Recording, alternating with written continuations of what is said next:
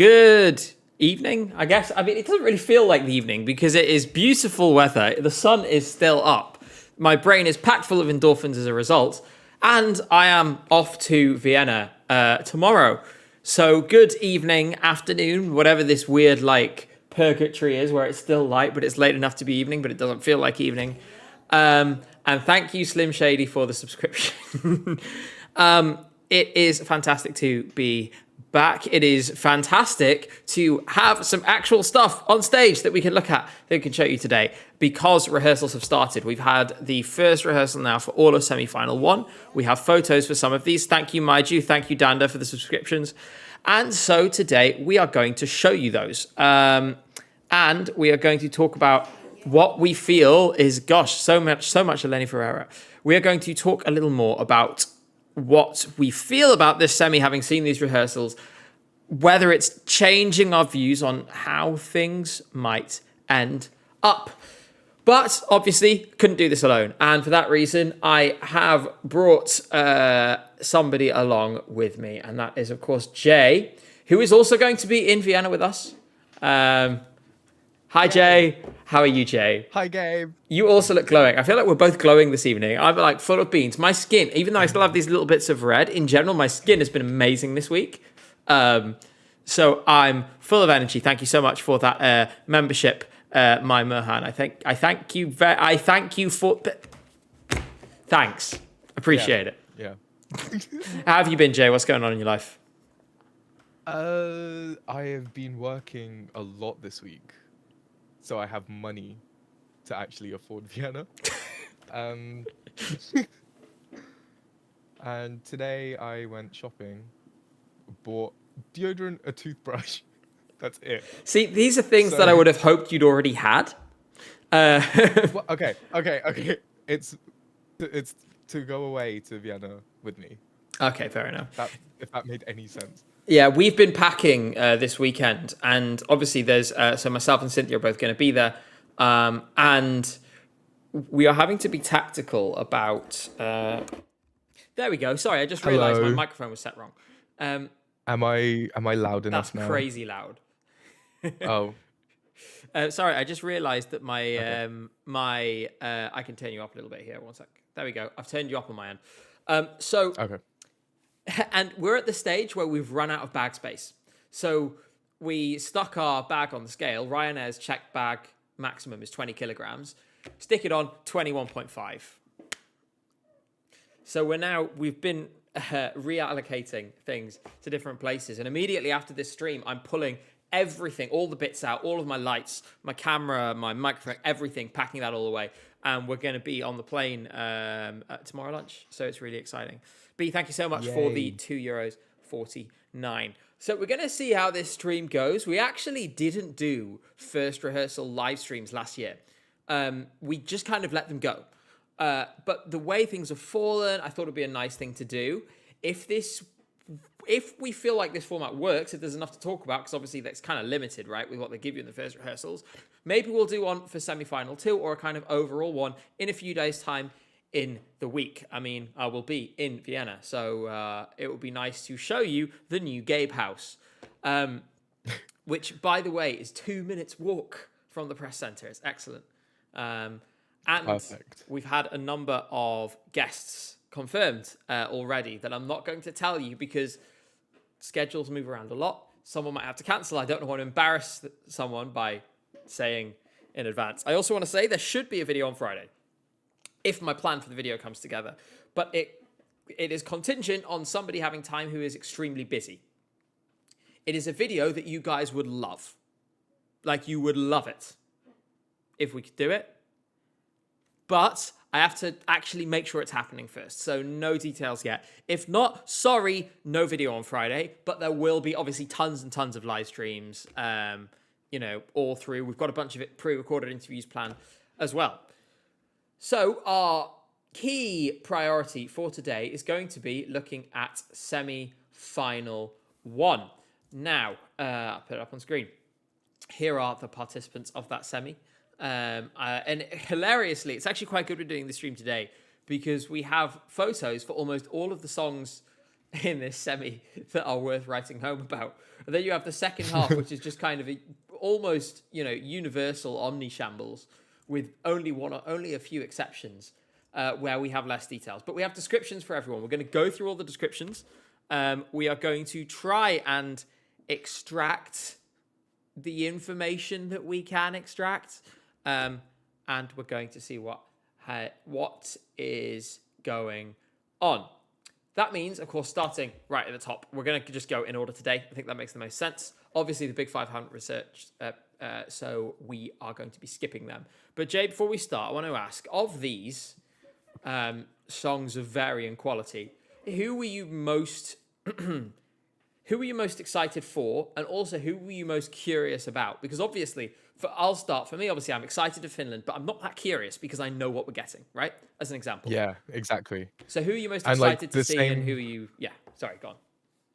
I was excited to see Moldova and Greece the most because Greece, we didn't have any props for any of the performances. So like I was curious to see what he would bring, if he was going to bring anything. And then with Moldova, like I was just curious to see if they've changed anything. It looks like roughly this kind of the same vibe. It looks like I'm not mad about. I think a similar vibe. We'll come on to it in a moment because obviously we'll start there. I think there's reasons to be optimistic, and we'll obviously come to that. First, just quickly, Dara, thank you very much for 50 months, says tickets for semis, TV live shows are still not sold out. Only the grand final live show is sold out. This is utterly surreal. Well, I can tell you, I was looking at some of my friends were looking at the resale today. The jury show for semi-final 1, the resale tickets have fallen below face value. So evidently, people are struggling to shift them. It's not totally unprecedented. So, for example, in 2017, I went to the contest with almost no tickets and then bought tickets in the week for like half of the face value. So it's not unprecedented, but it's certainly unprecedented in a Western market where there should have been lots of demand. And, I think what we're seeing is signs of, the really big sort of markets that were in the countries boycotting, the Netherlands, Ireland, Spain. Lots of fans did go and they bought tickets. They're obviously not doing that this year. And I think that is really being very keenly felt. But don't forget, they sold out in record time. Cole Anderson says, thank you so much for the super chat. Very generous of you. Missed the last few streams due to my schedule being hectic. Very thankful to be able to catch this one. Hope you guys have a good time in Vienna. We will do our best. I mean, it will be chaotic, and maybe we can talk a bit more about that later. I've now beat around the bush for 10 minutes. I think people would probably like us to talk about some songs. Yes. And we're starting with Moldova. And so we'll look at the description first. These descriptions are written by the Eurovision comms team. We'll start with these, and then we will look at the photos. I'm not going to read the whole thing because there's loads of it. And there's some beautifully obscure references here. I'm not going to try to pronounce the name of this song. But at least whoever is writing this has a veterans discount. Anyway, so in terms of what is new, obviously there was going to be big energy. Obviously he was going to bounce around on the stage. That said, I want to go to this. Call us Athena Manukian in 2020 because we're thinking one thing. Chains on you. Satoshi is adorned with rows of chainmail on his shoulders, draped over a blinged out sports top in royal blue. So, what I should say is, unlike Chains on You, this song is good. So therefore, it's not necessarily an apt description, but that does mean that they've changed up the outfits a bit. At the same time, they've been doing this kind of sports top thing the entire sort of season, so I kind of expected some of this. By the way, chat is in meltdown right now. They really didn't like that. Yeah, you're the only person that hates that song, like actively hates it. I just think it's really bad. I just think You really don't bad. even like the beat? Not even the beat? The beat is all right, but I've got to be honest. I actually preferred Dakwe Nation. Because Dakwe Nation was so ridiculous, it felt self-aware, whereas Chains on You was too sincere. Like, Chains on You was too sincere, which made it cringe. Dakwe Nation was ridiculous, which made it funny. I really wish that Queen Nation went to Eurovision. That would have been. Could you imagine the whole of the arena just saying those words? Yeah, it would have. At the same time, it would have denied us the whole. You know, I have to say, I'm thoroughly over the Garg thing to the point that it's a banned word in the chat. Like, if you try to type Garg, it'll time you out. Don't type. But that was a fun thing last year, so I would have missed it. We're getting really far off the point, and thank you so much, Nero Katato, who says, "Can't believe I give money to a guy with no taste." Well, that's me. Also, they're saying that the backdrop has some Japanese vibes. So we'll take a look over here. One thing that you might notice, for those of you who don't know, 373 is the international dialing code for Moldova. That's why they have the number 373. That shade of blue is very European. It is. It reminds me of Jost's outfit. Yes, and you know what? I don't think that's going to be an accidental thing. Like, I think that's a deliberate callback, and if so, I think it's clever. Somebody said Bzarg. We'll come to them later. Don't worry. The chainmail. When I first saw the chainmail description, I was like, "What's he done?" But this is actually a little more tasteful. I think it's difficult because it's a song that kind of suits this sort of style, but also needs. I don't know. It needs to feel a bit fighty, and I guess they're trying to invoke that in some way with this. I mean, I will admit, fashion is not my strongest suit. Like, this is why we don't do a turquoise carpet stream. It's because as they all came through, I'd just be like, so she's wearing a dress. What I will do at some point, I think it would be really interesting to speak to Marco Dreyer from Ding a Dong, the Dutch Eurovision podcast, good friends of ours, who actually understands fashion. And we'll be able to go through. I'll come to you in a minute, Jang. I'm just going to go through the photos first. Yes. I love the contrast between the blue and the red. For those of you who don't know, this is Lana. She's the choreographer. She's one of the sort of premier choreographers in Moldova. I can see they've kept the guitarists. And I'm going to come to the musicians in a moment. You can see Aliona in the bottom right corner there, also in red. So there's a sort of deliberate contrast there. Again, it doesn't tell us very much, although prohibited to film the screen. I trust the official photographer's accreditation will now be revoked for this unforgivable error. So, as with all of these, there is a limited amount we've learned here, but we have learned some things.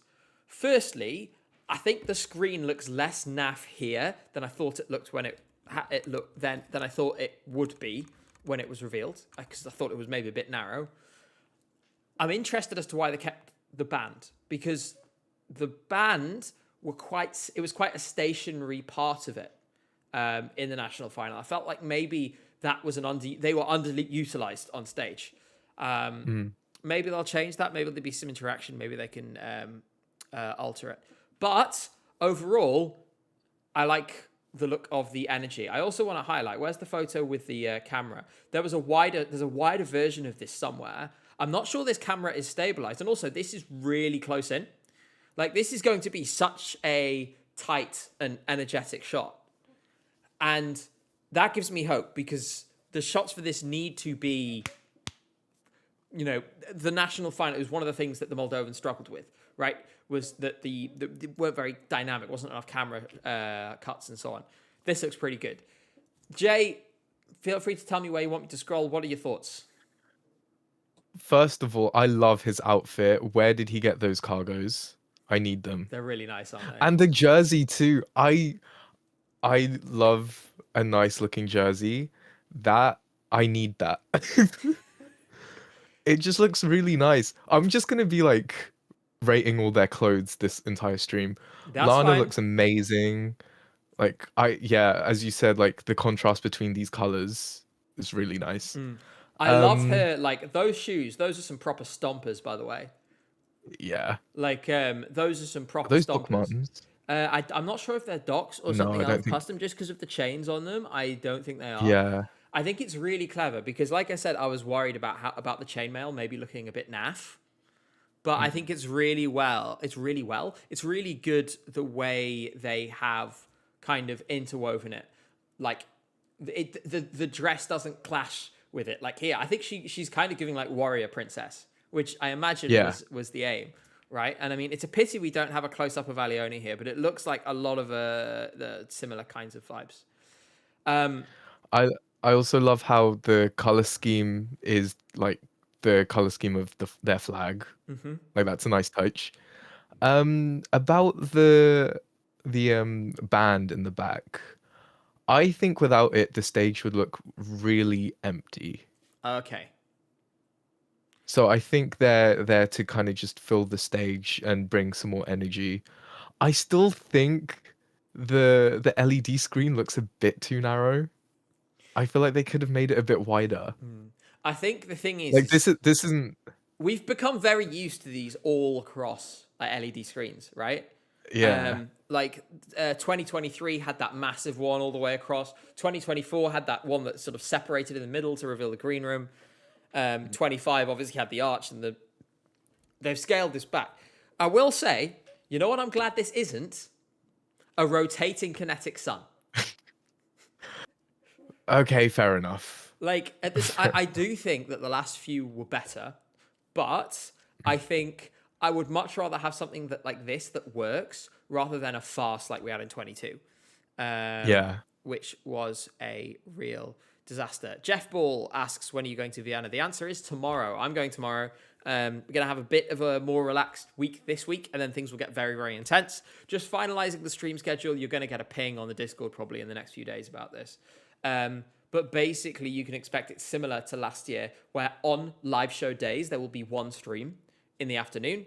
On rehearsal days, jury show days, so the Monday, Wednesday, Friday, there's going to be two streams. One in the afternoon, one in the evening. Now they've been confirmed for Euroclub, I can tell you that we will be opening our jury show stream with a visit by a certain pair of brothers from Iceland. I can Nice. reveal that. I feel like that's fine. So in the least surprising collab of all time, Vibe will be appearing on the stream again. So they'll come and speak to us a bit just before the show starts. So, any more thoughts on Moldova before we move on to the next one, Mr. J? You know how you were talking about the camera being very close up? Yeah, let's get that photo. They should. I really hope it kind of looks like shaky body cam footage. Let me see if I can check. I think I saw a wider version of this somewhere, and I think it wasn't a Steadicam. Let me check now, because if I can track that down, in my opinion, if it's not a Steadicam, that shot will be much better. Because where he's singing with Larnet, that's not the first shot. So if it's okay, it does look. It's God. Why is it so awful quality on the website? But in any case, so bad. It's potato, but this is a bit of a wider version of the same shot. Basically, this guy better be, or however it works. I just hope that they have planned for it, so it's not just a dead straight shot. It needs to be moving around at least somewhat. But I don't think they'd do this unless they knew that. Oh, there's Satoshi. What a handsome young man. Just checking if the other wide shots show us anything. Oh, that's so funny. The Instagram post is just this photo cut in half. Oh. Look. Oh, yeah. Oh, they've been doing this a lot, though, where it's one photo cut into two. Yeah. I also think, by the way, it's been discussed quite a lot. We'll move on to Sweden in a moment. But where they're doing this the day after rehearsals instead of the day of, I don't necessarily mind because it means the delegations have a bit more control over what images go out. And if they're doing the same thing anyway, but the delegation's the one choosing the images, I feel like that is better. So, Sweden next. Let's go to that description first. And the live blog is, well, it was unreasonably excited about everyone. They were like, every single time it was like, oh my God, it's San Marino! And it's like, okay, no one thinks that. We know you don't either, but we appreciate the enthusiasm. Anyway, staying away from San Marino, hopefully far, far away, we are moving on to Felicia. And by the way, the banging synths making the floor actually vibrate in the arena, that is not hyperbole. I found that at Melfest. Like, they really, really turn it up. Yeah. At the same time, I can guarantee that the Eurovision crowd will do what it always does and slightly underwhelm, in my opinion, in terms of like dancing and so on. But that won't be relevant. It is actually a good point that the colours are of a Black Widow, which is another one of her singles. It's also, I think, not a coincidence because that is the song she wrote, which is very obviously about her past troubles with her producer, who basically totally controlled her.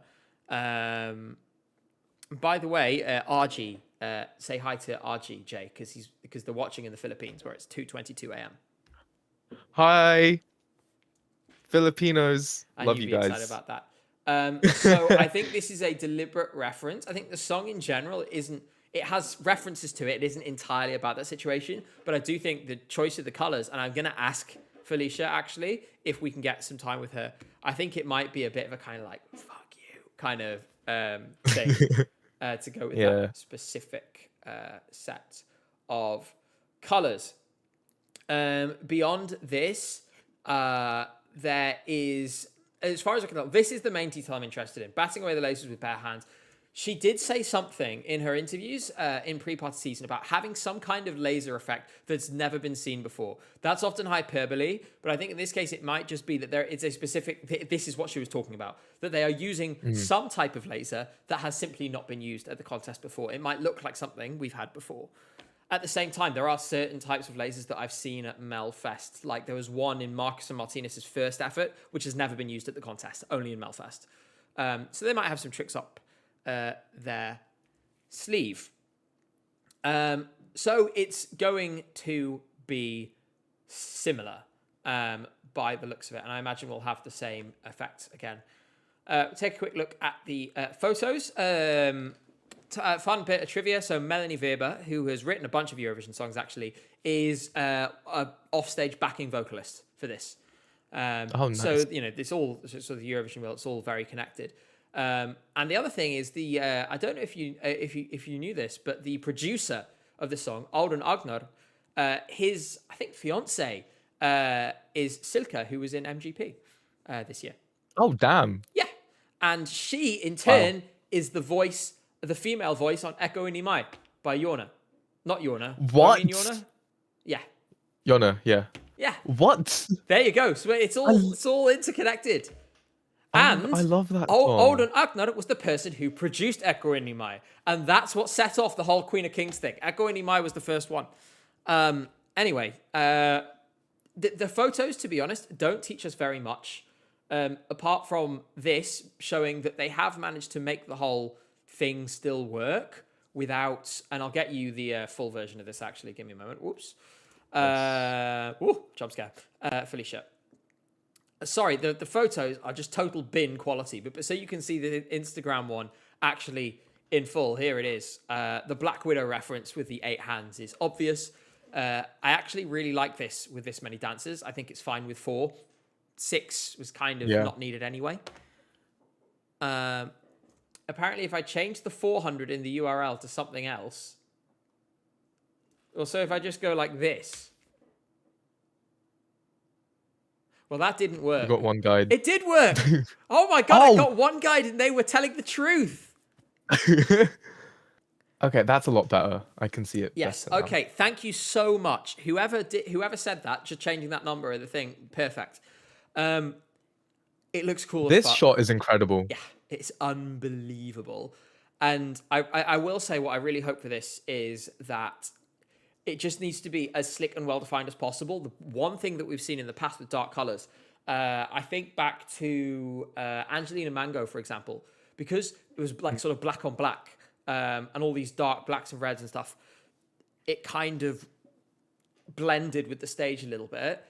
These kinds of things give me hope, but I just really hope that they've gotten all the sort of the light, the little bits on the lighting and everything right to keep them popping.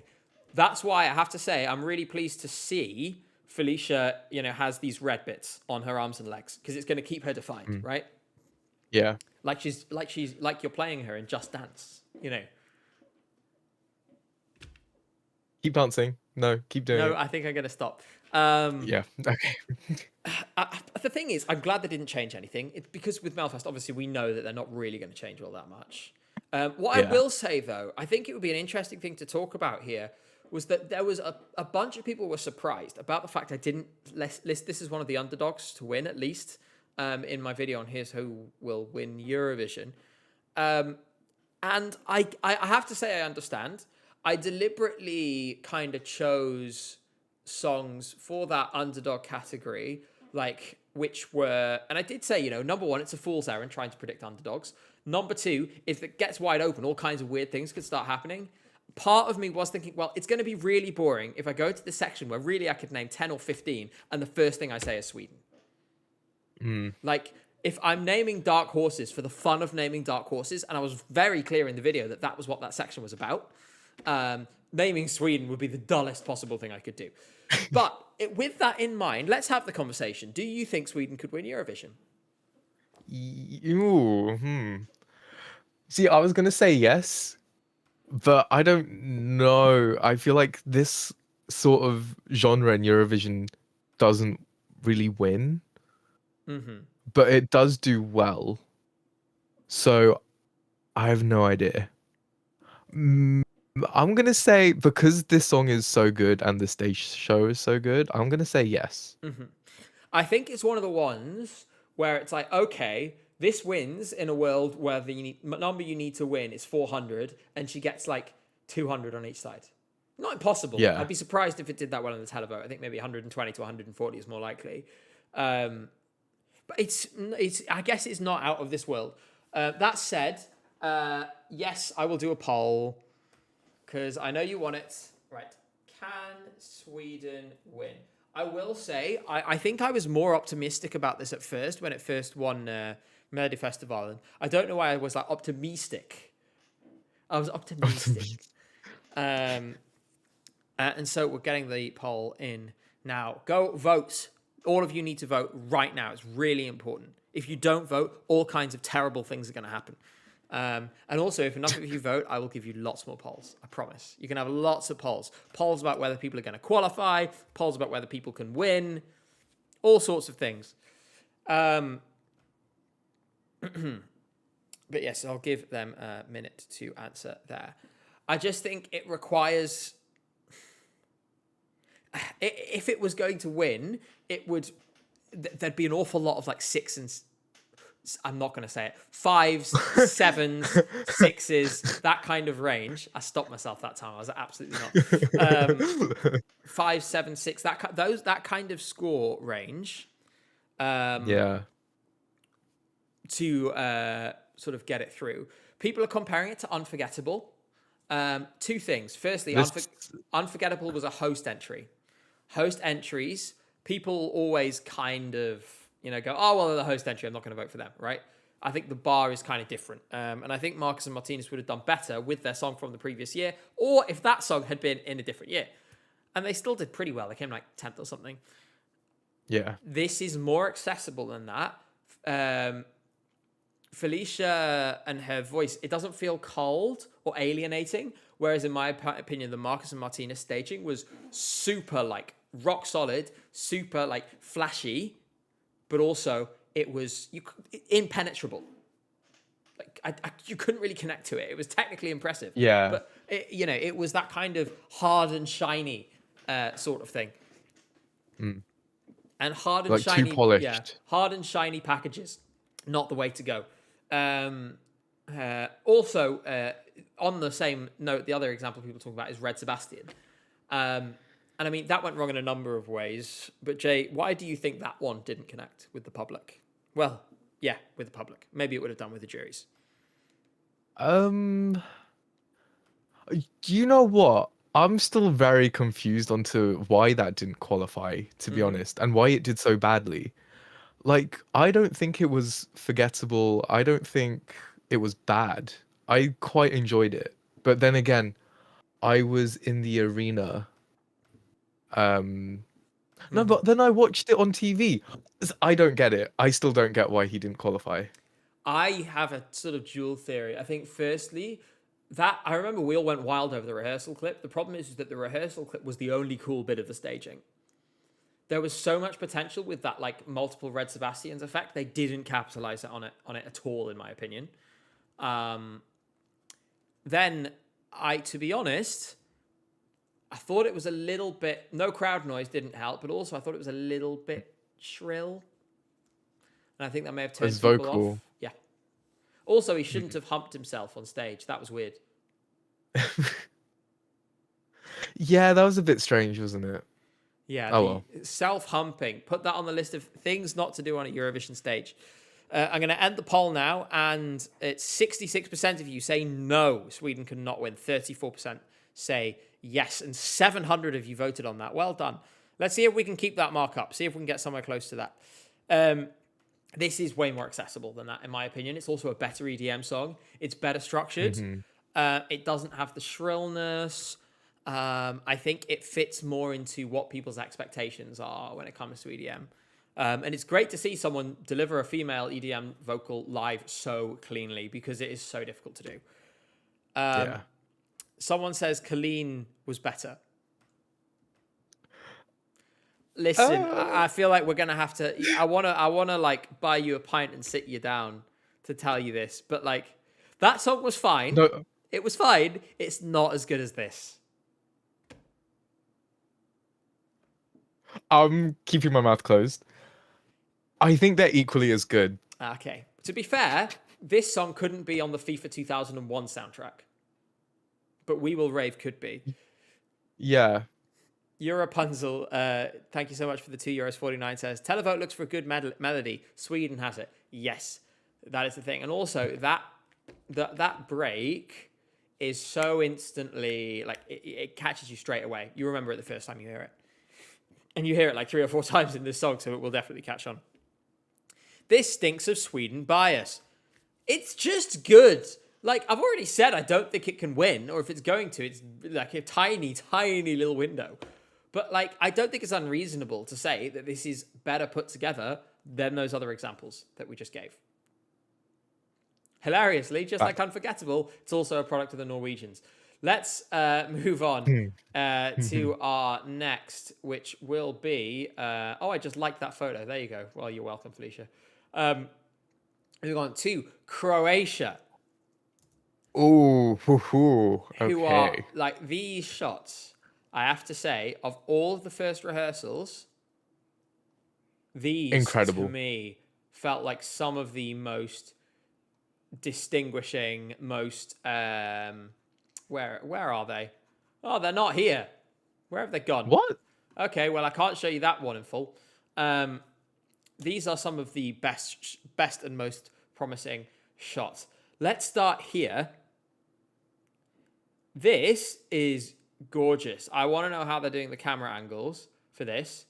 But, like, any kind of head-on shots here will look amazing.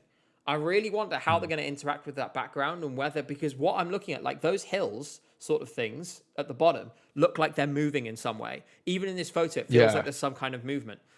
So is it going to show, like, is there some sort of forced perspective trick that they could play here? What do you think? That would be really cool. I'm also thinking about, remember Shum? How we were kind of like almost kind of rolling through those hills. Yeah. Like those geometric shapes. Yes. It could be something like that. Yeah, like this shot is so cool. It kind of Sorry, go on. You go. This elevation kind of reminds me of Tautometas. You think so? Like we saw those pictures and we were like, oh my god, this is gonna be so good. What I'm Maybe looking for, this will have the same trajectory. What I'm looking for is because Tautometas, I remember really clearly when we saw the trick for the first time with the tails. And it was one of my favorite things that happened, actually. Everyone who saw that and everyone gasped. Because it was so unexpected. Like, if you can do this right and you can build that moment, like, it gives this so much more, and I talked in my video on Friday about interlopers in the jury.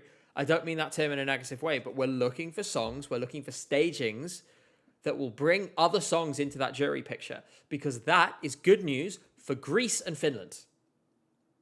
Because for every one of these songs that elevates into jury contention, Australia, France, maybe Denmark as well, are going to slowly have the edge taken off their score, right?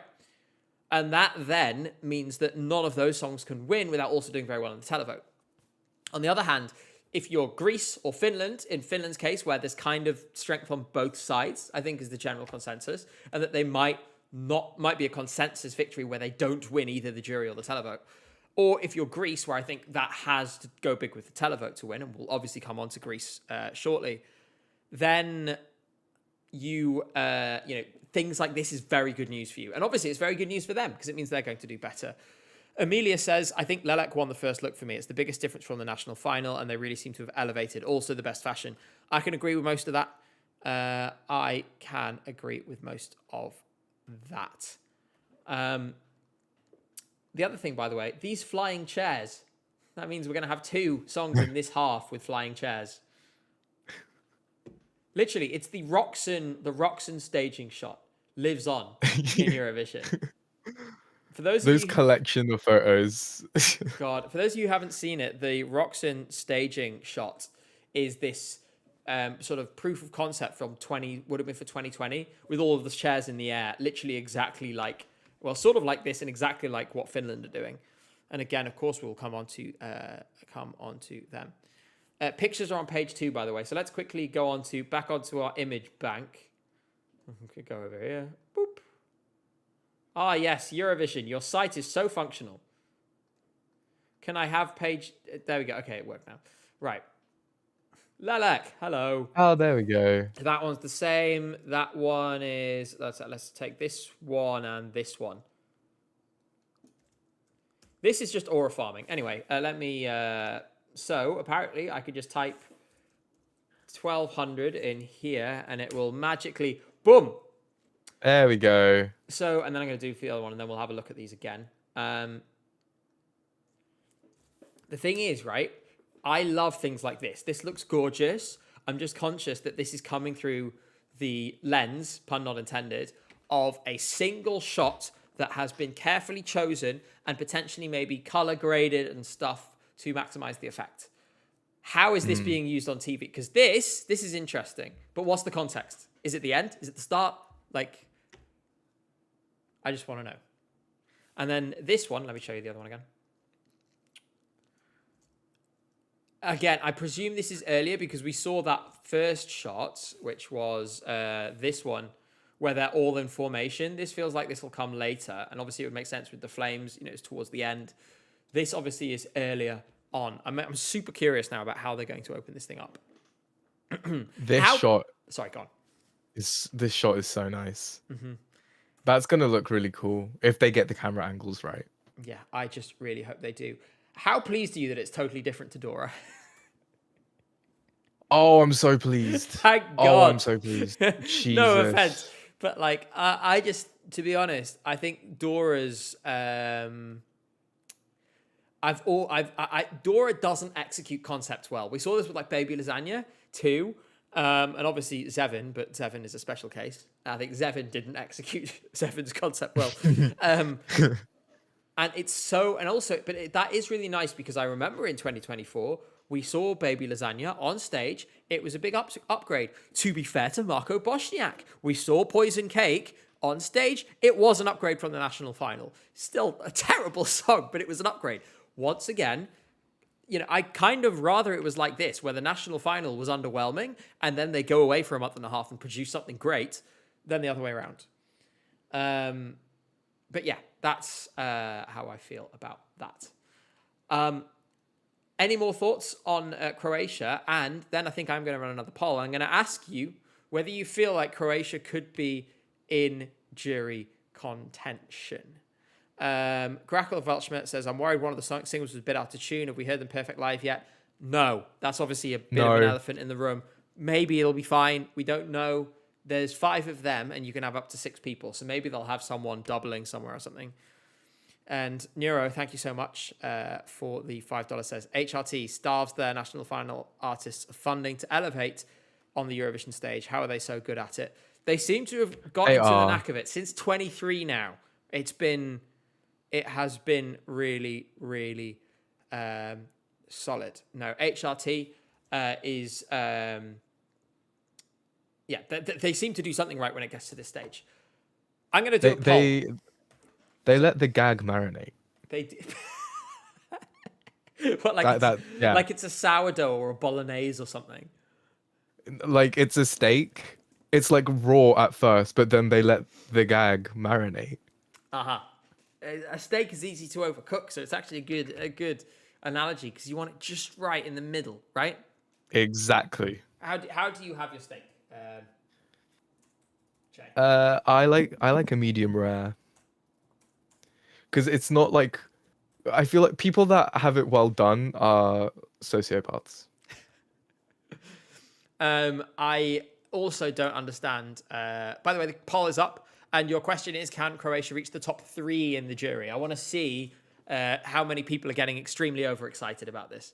My personal opinion is still no, but it's fun to ask.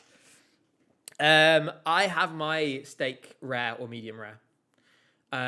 As you should. I'll go medium rare the first time I've gone to a place, but if I have it medium rare the first time and they've overdone it, then I will go to rare afterwards. So I actually get something which is vaguely medium rare.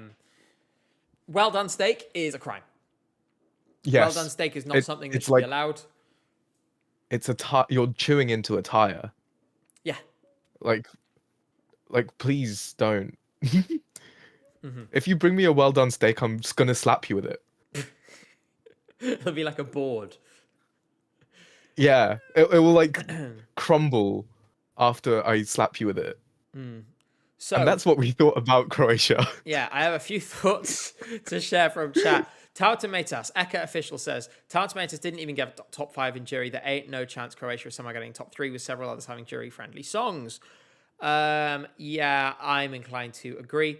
Although I am also going to say that Tau Tomatoes deserved better than they got, in my opinion. That said, they were one of the few songs to get 24 points from a country.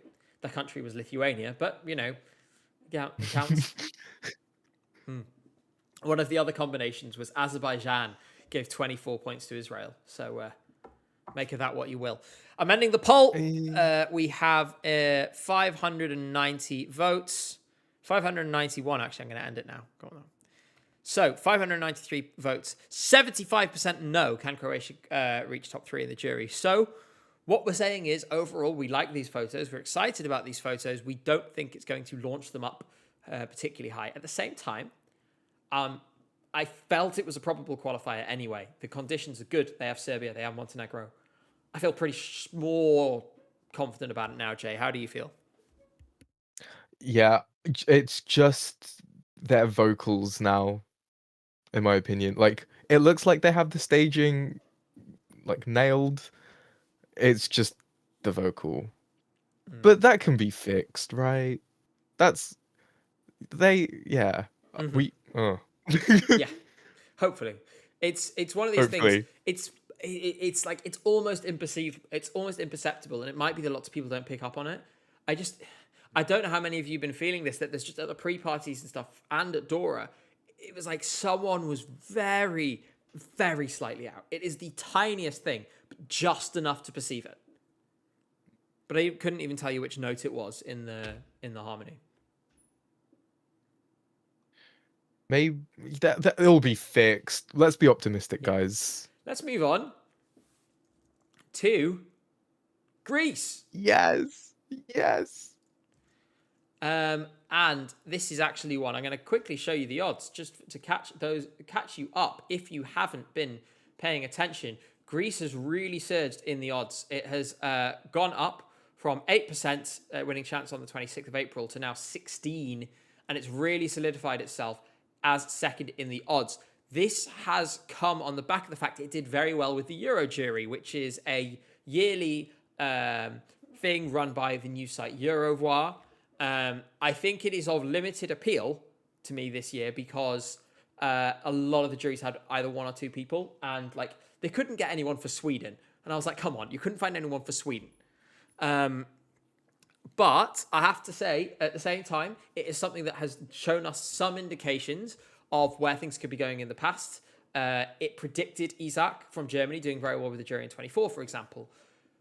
That has then put this into this position. I talked about in my previous video that the route for this basically required somewhere between Caria and Baby Lasagna's jury points to be in with a really serious shot and then winning the televote.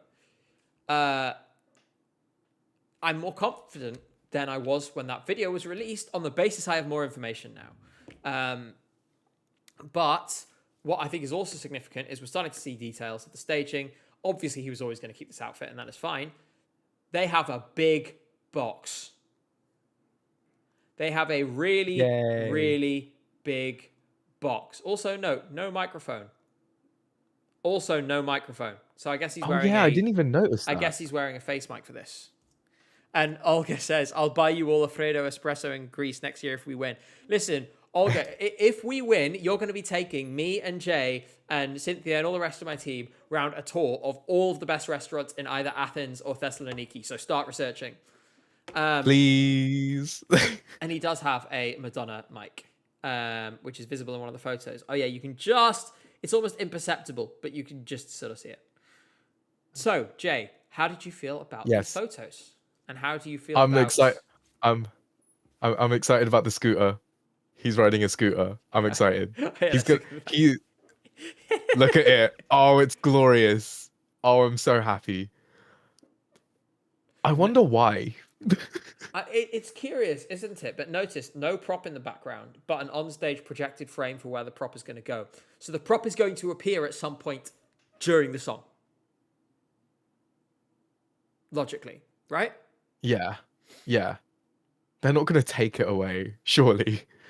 Well, it could make sense in some context, but like I feel like they'll bring it on. Yeah. No, I mean, it's not going to, because that's clearly a stage mark, right? This is clearly a stage mark, and there's no way it's a part of the production. It makes no sense. It doesn't fit the vibe at all. Notice you can see there's some small amounts of pyro going on around here. That's expensive. This is interesting to me. Yes, subtitles. They are putting the text on the screen. The Lucio Corsi effect is going to have to be studied. Genuinely, I think Voleva Sondoro could end up being one of the most influential Eurovision entries in terms of the contest of recent years. All of a sudden, everyone's demanding that they play instruments. Everyone is demanding to have subtitles.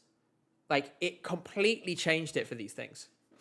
And I don't think a lot of this would be happening if it weren't for the fact that they did that last year. I think lots of people have looked at that and gone, hey, that's a brilliant idea. Why did no one do this sooner? Because I have a question. Go ahead. I have a question. So, are you in favor of these artists playing their own instruments live? I've been trying to decide what I think of this. I think you can only do it if it doesn't extend the sound checks, right? If you can get it done in the existing allotted space for sound checks, I think you should allow it, in my opinion. That might be where you say, okay, you can only play an instrument if it can be picked up with a single microphone. And that counts towards your staging allowance or something. So you couldn't have 6 people on stage and a bunch of instruments. Yeah. So there's different things you can do. I do think it would be nice, and I will pull up the high-res photos, or my image back, here we are. I think it would be nice for them to do it. I think it could be good for the contest. I think, so I'm in favor of it in theory, but I need to know how they're actually going to do it. And there's no guarantee that they'll be able to do it in a way that actually fits with the show. This will hopefully show you, this is the, so it is a wide shot. I have to say, I think this looks really beautiful. I'm not a fan of the font. Are you not? But this is such a contrast from the others, from the rest of the song, and from what we saw. So if we look at the other photos, like if you look at this, I'm not going to full screen these because we've already seen that the vibe is totally different. You've got the sort of video game thing on the background, and they actually mentioned that in the description as well. Oh, that's just more focus of Achilles. He's just a fun guy, isn't he? This will hopefully he looks really fun to hang stand out with. Yeah, I would love to. Yeah. I would love to get Souvlaki in Thessaloniki with Achilles. That'd be a great video. Yeah, Developunk, thank you so much for the €5. If we talk about Lucio Corsi, 5th place tier list in the off season, maybe. The reason I stopped going further is because I saw lots of signs of the interest in those dropping very, very hard. So I just stopped. I might do another one at some point. So I'm going to look at the description and then I'm going to come back to you and we're going to run some polls. Yay. Just checking if there's anything in. Yeah, there we go. So just to confirm, that thing in Lelek's performance, it does move. It says it's like pulling us through a wormhole. Okay. So there's other characters in this. It said somewhere that there was. Here we are. Wants to introduce you to new characters. I believe people on stage with him, if I'm not mistaken. The thing is that, we don't know anything about that yet. So there's nothing to analyze. Jay, I'm going to put the thing on screen. Moldova didn't get a poll, but I feel like I got in trouble for putting it in the video, so we're going to keep going. So I am going to put... so it's not going to be... Because can Greece win? Yes, I think most people agree that. Instead, we're going to say, do you think Greece is the favourite to win? Like right now. Because I think one of the key counter arguments against Finland winning this thing is the presence of Greece. And the potential, sort of jury over performance that from what we would have initially expected that could then open up those angles. Jay, what do you think? Do you think Greece is the favourite at the moment? No, I think Finland's still the big favorite, but I do think they're kind of getting close. I feel like Furto is a song that you can keep replaying over and over again, and it doesn't get boring. Lake and Hayton can sometimes feel a bit boring if you listen to it over and over again. So, yeah, I think it's just because Furto's more upbeat and it kind of, hypes you up. Mm-hmm. It was certainly, I think the thing is they're very different. I like Liakenheten as a song. I listen to Liakenheten as a song. But I will also say that the intensity with which I was listening to Ferto was much higher when it first came out. When it first won the national final, I really, really got into it. I actually listened to it a bit too much. And I kind of, I like I said in my video the week, I over Fertoed, right? It happens to the best of us. I Fertoed too soon. You Furtoed too close to the sun. Exactly, I did. Yes. So I think also I'm trying to correct for my inner biases and my inner kind of, okay, I've listened to these songs however many times. They're not exactly how I think they are. You know what I mean? So we obviously need to take that into consideration. The other thing is there's no guarantee that the juries will act as they have done in previous years. I'm just going to end the poll and then I'm going to talk about that for a minute. 68% of you say no, Greece is not the favourite, but 32% of you say yes, it is. On YouTube, 79 no, 21 yes on Twitch. The thing is I think we've kind of seen signs, right? With the juries. Do you think the Eurovision juries in 2023, for example, would have given that many points to Espresso Macchiato? I don't think so. And so I'm just feeling like I think the thing is that there are people who engage and who see all the conversation around the contest like anyone else. I think their tastes have been changed by the way people have reacted to fan favourites consistently getting killed by the juries. And that is why all of a sudden you have Tommy Cash was, flying up the leaderboard and getting more jury points than Zierm did, for example, which was quite extraordinary. In any case, in the worst way possible. Yeah. So Greece is doing well. We're happy. Next, Portugal. Jay, I would like to invite you in joining me in doing our best impression of the Bandidos do Canto staging.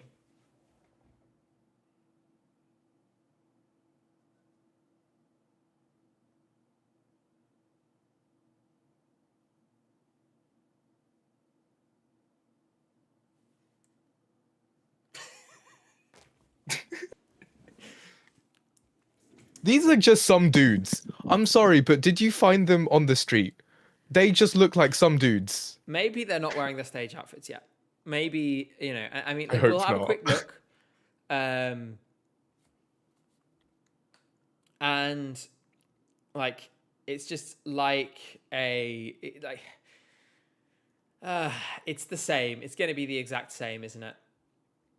As the national final Yeah. performance. And you can see every shot is just them stood in a line. I said that one of the things that I thought was holding this back at the national final, and thank you so much, Nero, for the $2. Yeah, that's exactly right. Is that they are most comfortable with each other. I think there should have been a staging, maybe a cheap prop or something that allowed them to orient themselves towards each other in quite a natural way. Mm. Instead, they've gone for the same thing. And for me, it's a real shame because I love this song. And it's a song that means an awful lot to me. Thank you so much, Grackle Vulture says. I kind of love that they're just some dudes. Maybe the European public will as well. I mean, this comes, let's not forget where this is in the running order. You've just had just absolute, like, mad, fast start. And then you come to this, it might be that some people go, oh, that's lovely. And I would still love for it to qualify, but this already shows that we're missing what we would have needed from the staging. And they've failed to turn their current, like, things holding them back that are into their strengths, which is it's static. They're not necessarily super charismatic, right? There were ways to solve that. There were ways to make it. You want a perfect example of a cozy staging without much moving? Saudade, Saudade. Yes. Oh my god. Oh my god. One of the best Eurovision songs of all time. It's such a great staging. This song is obviously, I'm not comparing the songs, they're very different. But I feel the need to clarify every comparison I make. Otherwise, someone will jump on Twitter and say, wow, he's the worst human being who has ever lived for comparing these two things. Like, there are examples of how to do this. We talked about Škoda Elektronika and pointing Kola towards Beatrice, which instantly made it so much better because he was just throwing all of his energy at Beatrice. It worked because it allowed them to be sort of charismatic with each other. But these guys, do they interact? Are they going to move around at all? It just, I feel really disappointed. What do you think? This will probably actually no, that's mean. I can't say that. This just they could have done something. They didn't even like what? Mm-hmm. It's like they this is such a waste. This song did have some potential being like after a couple kind of epic songs. And this is just not giving anything. It's like looking at a wall. I just, I just think it's a shame because this genuinely did have potential. It could have been a really, really beautiful moment. And I mean, I don't know how the process works, but like we saw in the past few years, that Portugal had some really clever ideas, did some things really well. Deslocado was not complicated in its staging, but it was done in a way that let the song breathe and let it just tell its story, and it worked. In my opinion, Yolanda's staging was amazing. Yes, and the I playing with agree. the aspect ratio and stuff, just superb. Going back earlier, another one that wasn't fancied at all, Love Is On My Side in 2021. Really not a popular song with the Eurovision fandom. They staged it perfectly. They staged it Yeah, they perfectly, and the atmosphere that they built. Again, that's the consistent theme: is the constructing the exact right atmosphere for the song to exist in. And I look at this and I don't see it, and that just makes me really, really sad. we never know. We never know. Like they could still qualify somehow. Portugal do have some kind of voodoo magic that ensures they always seem to at the moment. Their streak is crazy. Maybe they Yeah. will, but like this for me, If I this just felt okay, so sad when I saw it. I've been rooting so hard for these guys. This is one of my favorite songs of the year. I feel like you're in the position I was in last year. Oh, with Deslocado, did you sort of after Yeah. rehearsals go like, we're I done? was like, oh, it's done. It's done. Yeah, like have some hope. Maybe the split screen will come on again while we're together, and then we'll film a Portugal qualifying part 2. Yeah, true. Well, that said, we're going to be in the press center for the live show. So if we film anything, if we post it online, then the EBU will fire their space laser at our house. So Oh, we're wait, so we can't even film in the press center. anything in the... You can sort of. It's complicated. We'll talk about it later. They're very strict about this. There's a Damn. reason we do things off site. It's easier for all parties, and it's the best thing for all parties for us to do streams off site, for example. But yeah, and as you're saying, someone in chat, Lara Wen points out, says, you said the same about Deslocado photos last year. Absolutely did. Absolutely did. Happy to be proven wrong again. But it's just the fact that we have this whole set of photos, and every single one of them, they're just stood in a line. And it's all at different moments of the song. Doesn't fill me with much hope. You can't film someone singing Imagine this year. No, it's specifically about during shows. You can't capture show audio or the screens in the press center. There's a whole bunch of rules. You can do some stuff. You just got to be very careful about it. Let's move on to the next song, which is, where is it? Georgia, who have sort of given a junior Eurovision a callback, I think very deliberately, with the outfits. The first time I saw these was this morning. I came into the living room, and my fiance, she was like, well, I say this morning, it was like midday. And my fiance is like, honey, what the fuck are Bzika be wearing? So she doesn't like it. I don't know. I'm not really a fashion guru. I'm going to defer to your wisdom on this, Jay. What do you think of the outfits?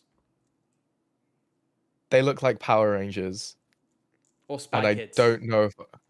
Or Spy Kids, exactly. I don't know if I like it or not. I can't decide. Mm-hmm.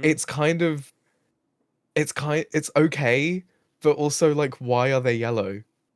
Well, the song doesn't give yellow. The song doesn't give yellow, but I think they, They give yellow. Yeah, it could be that they aren't the final outfits. People are allowed to change their outfits, and we'll go through the ones today where we don't have photos yet and try and do some reading of the tea leaves.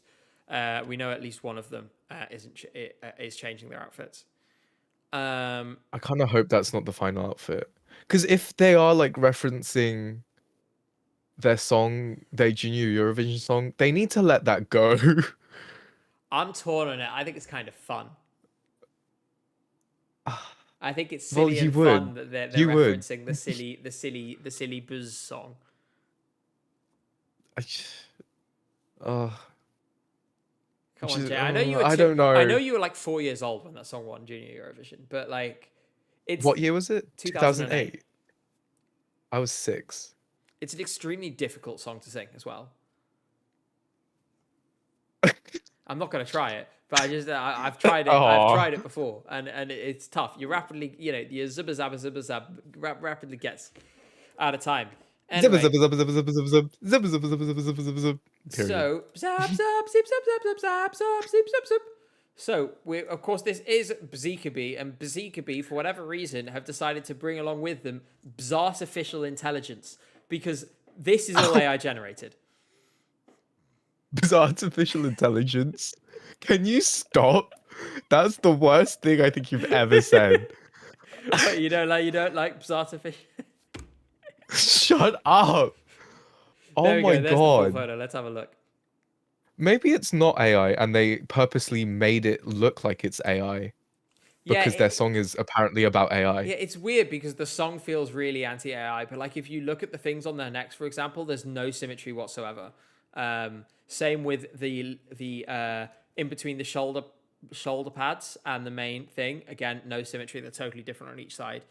It's just there's so many decisions that so clearly would not have been made by an actual visual artist that I think yes, this is AI generated. Maybe it's a thing. Maybe it's a some kind of bit. I don't know. But I'm not hugely impressed by this. Jay, what do you think? I'm gonna block you, actually. Don't block me. Make it stop. Make it stop, please. Make it stop. I'm Oh like losing god. my mind. Um, so this shot, it's like, so you're giving me kind of like rustic vibe in the music video, and then you're giving me futuristic vibe in the performance. Like, pick one. Hmm. I do agree in that I don't really understand what's going on here. It could be that they've got something really impressive and surprising, um, you know, coming for us. This framing, if it was deliberate, would be kind of cool because it makes this light thing look like a Yeah. crown. I don't think it's deliberate. I think it's just Sarah Louise Bennett is a good photographer, and so realized that she could get that shot. Yeah, I think I'm sadly not hugely impressed. And as we said, the outfits. I mean,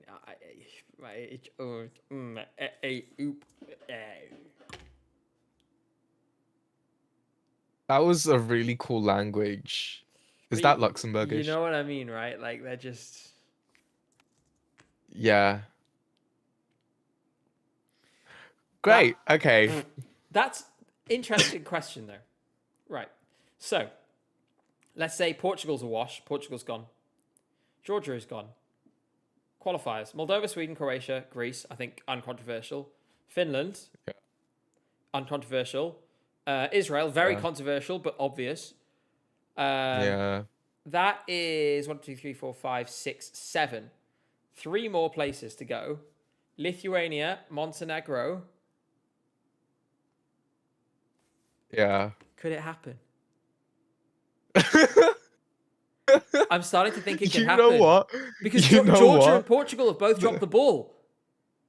Yeah, I. You know what? After the revamp, it low key could happen. Um, it would be so funny. If they They have to qualify, qualify just for the bit. I'm going to do everything in my power to get them on the stream on the Wednesday and Thursday so I can apologize to their faces because I will absolutely owe these Vanilla Ninja an apology if after everything they end up qualifying. I'm starting to think it might happen. You need to get in contact with someone quickly because Well, honestly, is there a song like this in that semi? there's not a song like this in the rest of Eurovision, and I'm not sure that's a good thing. Europunzel says you promise clown music on the next stream if Estonia qualifies. Yep, 100%. Don't worry, we'll be rolling out all of the stops. All of the stops. If Estonia qualifies, we're going to have like an ESC Gabe is an idiot and none of you should listen to me party. You should have made that a t-shirt. Yeah, probably. Speaking of t-shirts, Yeah. you can buy merch at escgabe.com. It came out last week and everyone's been giving it good reviews because it started to drop. People have started to receive their orders. People have been talking about how comfortable it is, that it's warm, it's really high quality materials. I have here on my desk, in fact, I brought along, I've just knocked over my microphone. I brought along with me these insufficient reach caps. Now, we designed these before we got accredited this year, so we just crossed out the in. You can have this one in black. You can't have this one in pink because we received it and thought it looked horrible. So ignore that. That's the forbidden insufficient reach. And this, you can have it in maroon as well. And it's very nice, and you should definitely buy it. Now, from the merch back to where we were. Any last thoughts on Georgia? And I am going to put out a poll for this one. So, where do you think this is going to end up, Jay? I can I can see this not qualifying or getting 20th or under. Yeah. Here we go. Will Georgia qualify? Question mark. Start poll. Also, it's boiling in this room, you know. It's been so warm where I am today, and we've been cleaning the house all day. So it's obviously just exhausting. Stickheads, thank you so warm much. in here as well. Stickheads, I always shout out Stickheads every month. 55 months subscribed on Twitch. That's not even humanly possible. That's from an You only existed like 2 years ago. Yeah, that is from an era. That is a subscription from an era long before I was making Eurovision videos. Back in the pandemic, I was paying my bills by playing Guitar Hero on Twitch. As you should. And it worked. Period. It worked, and I learned how to stream basically by doing that.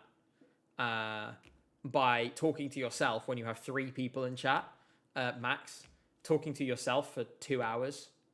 And I have to say, when there's lots of you here and we're all talking and stuff, and when you're here, Jay, it makes it a hell of a lot easier. Let me tell you that for free. Yeah, I can imagine. Mm-hmm. Anyway, someone says, Georgia used to be one of my favorites. Yeah, no, it's a shame. And Book Boo, I am the qualifying format. We should actually mention that. We'll come back to it. Thank you so much, K Bullen, for the Prime sub as well. All right. Belgium qualification, says somebody. Amending the poll now. 555 votes say no, 67% and 63% on the Twitch side say no. Georgia will not qualify. I predicted them not to qualify. I think I had them 11th. And for me, yeah. Who did you have in 10th? Portugal. Oh, well. Yeah. But no. So Georgia not qualifying, though, might mean it might truly be too epic to Zika be true. Let's move on to the next song. I can't believe I choose to spend my Sundays doing this. Yeah. You're under no obligations. You willingly choose to be here. True. So true. We move on to Finland, where Linda's dress has changed. Peter Parkkonen is looking mostly the same, but he does have a lower cut top. So they've understood the audience. Yeah. There are no surprises here yet, and obviously they're not giving anything away. But what I would point out to you, you can barely perceive it there. There's a microphone on Linda Lampenius' violin. Now, This could mean 2 things. Number 1, and in my opinion, the more likely thing, is that they've put it there to give the impression and bank on the fact that people won't know that she's not playing live. Number 2, someone said, male titties on my screen. All right, calm down. Number 2, the alternative. Do you want me to show you them again? There you go, you filthy animals. I hope you're happy. Number 2, they are going to allow her to play. I think that's unlikely. But the wording of the rules around instruments did change very slightly this year in a way that could theoretically permit it in the rules. I can't remember exactly what it was, but it was something to do. It was something to do with the way they were implying that they were defining what the word instrument, essentially. I'll try and get some more details on it. But yeah, so that's my thoughts. And obviously she has in-ear monitors, but she would always have in-ear monitors so she could play or pretend play in time. If they allowed it, how big of a difference does that make in your opinion? depends if it sounds like how she plays in the studio or if it sounds terrible. But She could play live. she, yeah, She could yeah, definitely play live. we saw it at LEP.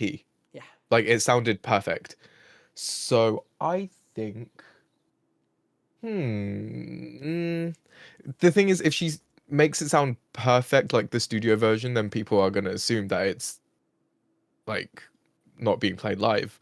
So maybe it doesn't make a difference. Well, After all of that, it just won't make a if she difference. can either, I think it helps them a lot. I think the thing that's different is the perception, right? It helps them a lot if she is perceived to be playing it live. I actually don't know if she was doing it at UMK or not. I don't think she By the was. way, everyone is still just putting bzz on the start of every single word now. I Is feel that like gonna be the joke of the year? This is, oh, I don't like it. I don't like it. what, Jay? Don't you like it when Linda Lampanius plays her bzz instrument? I'm leaving the call. God, Bzinda Bzampanius. This is honestly we are gonna find this joke so irritating by this time next week. Exactly. So Like, why are you encouraging it? I don't know. I do not know at all. But there we go. I guess we should kind of reflect on where we feel Finland are at. We've not learned anything new from this. Neither did we expect to. But I will say that I'm kind of getting a bit confused as to why, like, again, with my video where I talked about who's the favourite to win Eurovision, Mm. people said that I was glazing Finland because I said, well, at the moment, Finland is the most likely. In that video, I said myself, I'm being careful not to get overexcited here. Number one, because I know my own biases, and I think it's important to declare them. Number two, it's a consensus position.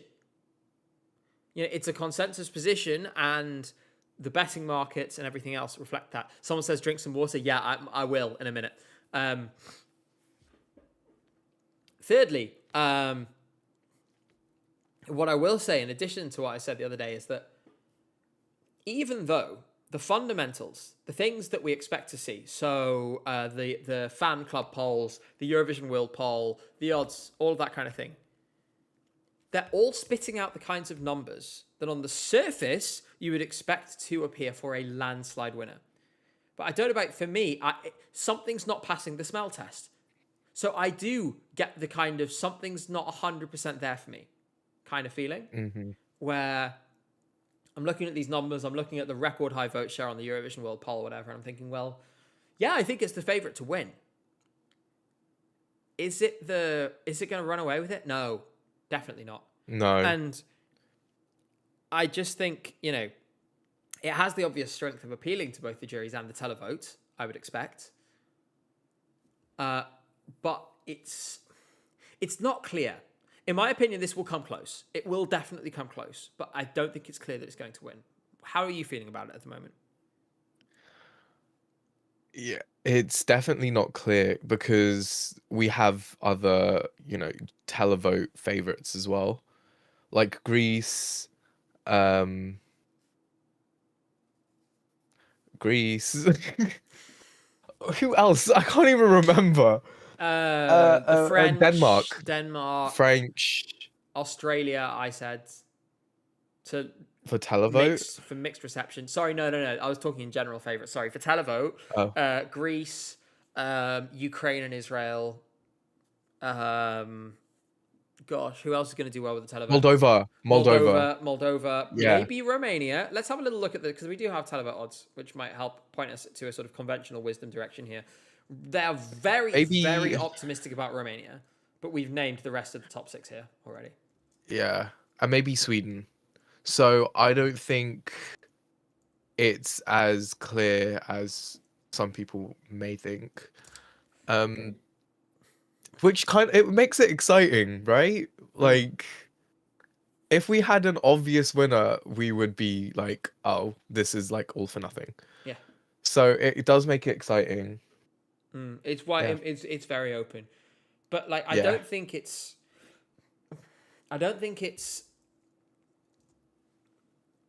wild to say that Finland is the favorite by any stretch. And I reject Yeah. the idea that it's glazing to say that. Because me saying that isn't me being like, oh, look, let's get ridiculously overexcited. I know I have a tendency to that, especially last year. I have learned from that, in my opinion, because I have deliberately, I'm trying to sort out my white balance. 1 second. I'm going the wrong way. Been more, oh, there we go. That's much better, isn't it? Yes. Or is it? Let's just do It's just a tad bit dark. Yeah, you think I'm too? There we go. There we go. So There we go. this is like, candlelit restaurant vibe. There we go. That's like when I turn my exposure down on my phone to take cool photos. Precisely. Sorry. But I will say, and it's something I am conscious of this year. Like I've been liable to getting carried away, and especially given my level of emotional involvement has been higher in a lot of songs this year. My solution to that has been declare these things loudly and often. And I think I have been doing that in videos and streams where I have an emotional investment. There's no point pretending that I can somehow be totally impartial anyway. Anyone who has an emotional investment in this competition on any level who then speaks to you as if they're totally impartial is lying to you. That's the first thing. I've never claimed to be impartial and I never will be. Also, this is like a channel that has opinions. I'm allowed to have my opinions. Jay is allowed to have his opinions, even if they're wrong, as they often are. I've never claimed to be like a news site. If you want down the line exactly what it is and nothing else, that's not what you're going to get. I tried to give you some of that, of course, but there we are. Grackler Weltschmerz says there are a lot of deserving winners that I'd be happy for, which is nice. I do agree there are several. Obviously, for me, and maybe we can have this conversation actually, Jay, before we will look at the second half as well. An emotional, I feel like we might actually have the same answer to this. On emotion alone, who would you want to win? Moldova, yeah. We're so predictable. No, because that trip obviously was amazing. Satoshi is one of the loveliest people I've met in the Eurovision space. Mm-hmm. The song is great too. Like, it's not just because we've met the guy. The song is so good, and the revamp made it even better. Mm-hmm. That trip though was so fun. It was something else. It really was something else. I think also there is a lot of what's the word? Theodore, thank you so much for your 50 krona. We're going to come on to that in a minute. Don't worry. I really appreciate your super chat. Where was I? Sorry, I was writing a poll at the same time, so I forgot what I was going to say. I'm going to write my poll. I've remembered now, but I'm going to write the poll now. I'm going to say, who is the favourite to win Eurovision? Me. And shut up. And then I'm going to put in your options. I'm going to give you Finland and Greece. Someone else. Who should we put as who's Denmark is third in the odds right now? So Denmark and then someone else. Let's see what people say. I'm curious to know how splayed open people's thoughts are at the moment. But yeah, I think the Philippines should win. Yeah, sure, man. The Philippines. Yeah. JJ won last year. Okay, and he's And you think it should be you this year then? Yeah. Okay, Look, so we can have JJJ. Yeah. At least it's not another letter. But like, Philippines flag. It's not visible on screen, you know. Oh no, it's not. Wait. Just pointing at the sky for no reason. If you guys see this bag in Vienna, it's me. Mm-hmm. Anyway, what I was saying was, the other thing, I think part of the reason I feel so emotionally invested, not just because we went, but also because in a time where the contest is having such a massive identity crisis, I feel like it is he and the song and the message is the embodiment of so many of the things that are beautiful to me about Eurovision. But yeah, Dead Star Nation says Bzilipeens. Don't do that. I should stop encouraging this. Right, okay, I'm going to end the poll now. None of you can ever accuse me of glazing Finland again for saying that Finland is the favourite to win, because 66% of you agree with me. We were so close, guys. Just 1% more. We were so close. I actually saw it was on that at some point, and I waited for it to tick down. Greece 12%, Denmark 11%, someone else 11%. That is pretty clear at the moment. Pretty clear at the moment. Again, it's interesting because, like I said, something's not passing the smell test for me. But then I see like things like this. It's like conventional wisdom says, oh, is the kind of results you would expect from a landslide. But I Yeah. don't think I can see a landslide coming. So Maybe Jiva will win. all politics aside, if that happened, I think you'd literally find me on the press center floor, like just laughing hysterically. I think you'd die because you'd forget to breathe. It would be the single. I'm sorry, it would be the funniest thing ever. Baku 2027, anyone? Bzaku, That, don't you oh mean? my god. Oh my god, I'm gonna kill you. I'm going to arrive on the Sunday next week. The first thing I'm gonna do is hit you. Okay. Yeah. Thomas says can't rule out France. I agree, but I'm not sure. Sasha says Bhutan should win Eurovision this year. Thank you very much for the €2. I'm so excited. I will say, and I hate to break all of your hearts, looking at the finances, how my finances are at the moment, and how much it would cost to get to Bhutan, basically, unless someone else is paying, I ain't going to Drukgyal. I'm sorry. It's literally like £3,000 would be the I'll cost pay for per it. person. Oh, deal. Fine. I'm joking, by the way. So I'm not going to be able to get to Drukgyal, I'm afraid. Canabai, thank you so much for the 20 Norwegian krona. I appreciate that very much. You could start. You could start a GoFundMe. I'm not going to start a GoFundMe to go to Drukgyal. Thing is, it's not just the cost of flights. Bhutan has a mandatory $100 a day tourist tax. So you have to pay $100 for every day you're in the country. So even if we Which went, is crazy. so I would be flying like a 20-hour trip to arrive, be there for like 3 days because I could only afford that to be there for 3 days, and then spend another day and a half getting all the way back again. And also, the flight path to get to Bhutan is exhausting. It's like How long does it take to get there? You have to go from London to Delhi, and so you can either go direct with Air India or British Airways, or you can stop over with various Middle Eastern airlines in various places, and then there's one flight every day or two from Delhi to Bhutan, and that's basically the only way. You really wanted to go, didn't you? You would have not have We exhausted known all of every this. possible transport option to try and get there. And if by some miracle we find a way, we'll do it. But You could walk there. See, like if you left maybe now, what's your excuse? Give the fans what they want. You're going to walk there. You're going to vlog every day like Casey Neistat, and you're I could become going one of those to. insufferable people on Instagram who are like, I am traveling from, I don't know, the south of France to Kazakhstan on this floating maglev train powered exclusively by my farts. And then Oh my 40,000 likes. Everyone's like, good luck. I have my GoFundMe here. It's definitely about the charity and not about the fact that this is going to make me Insta famous and get me loads of brand deals. Cole Anderson says, has there ever been a more DOA song than Just Go? I literally do not know if I can think one personally. And Grackle, thank you very much, says crowdfund it, guys. I think Mariam Shengelia seemed equally dead last year. No, I think this one's more dead. Okay, it is more dead. Let's move on.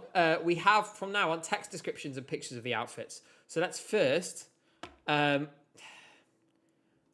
is Montenegro doing this?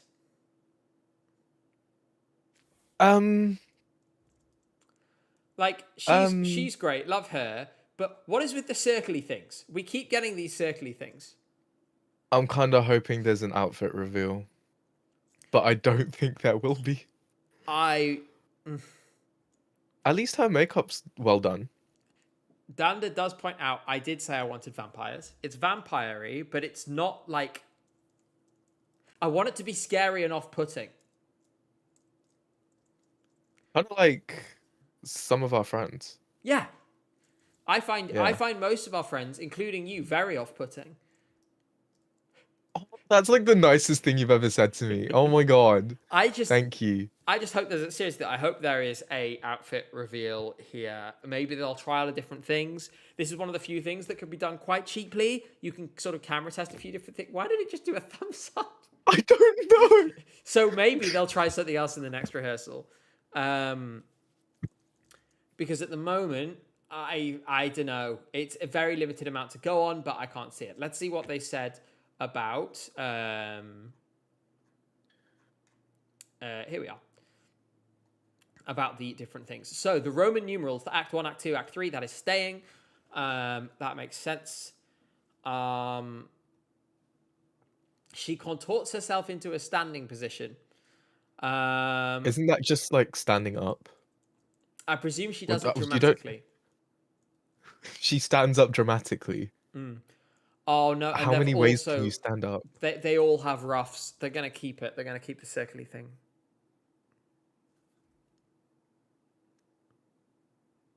Right. But theirs are in white. That's gonna make it so much better. I hope so, because the best case it really works. Worst case, they look like chickens. There's a vast array of potential outcomes. Lotus Finder says, "I want Tamara to go full on Lady Gaga." That would be fun. I'd love to see that. And thank you so much for the donation. And Alexo Pop says, "At birth, every Montenegrin receives a large circle."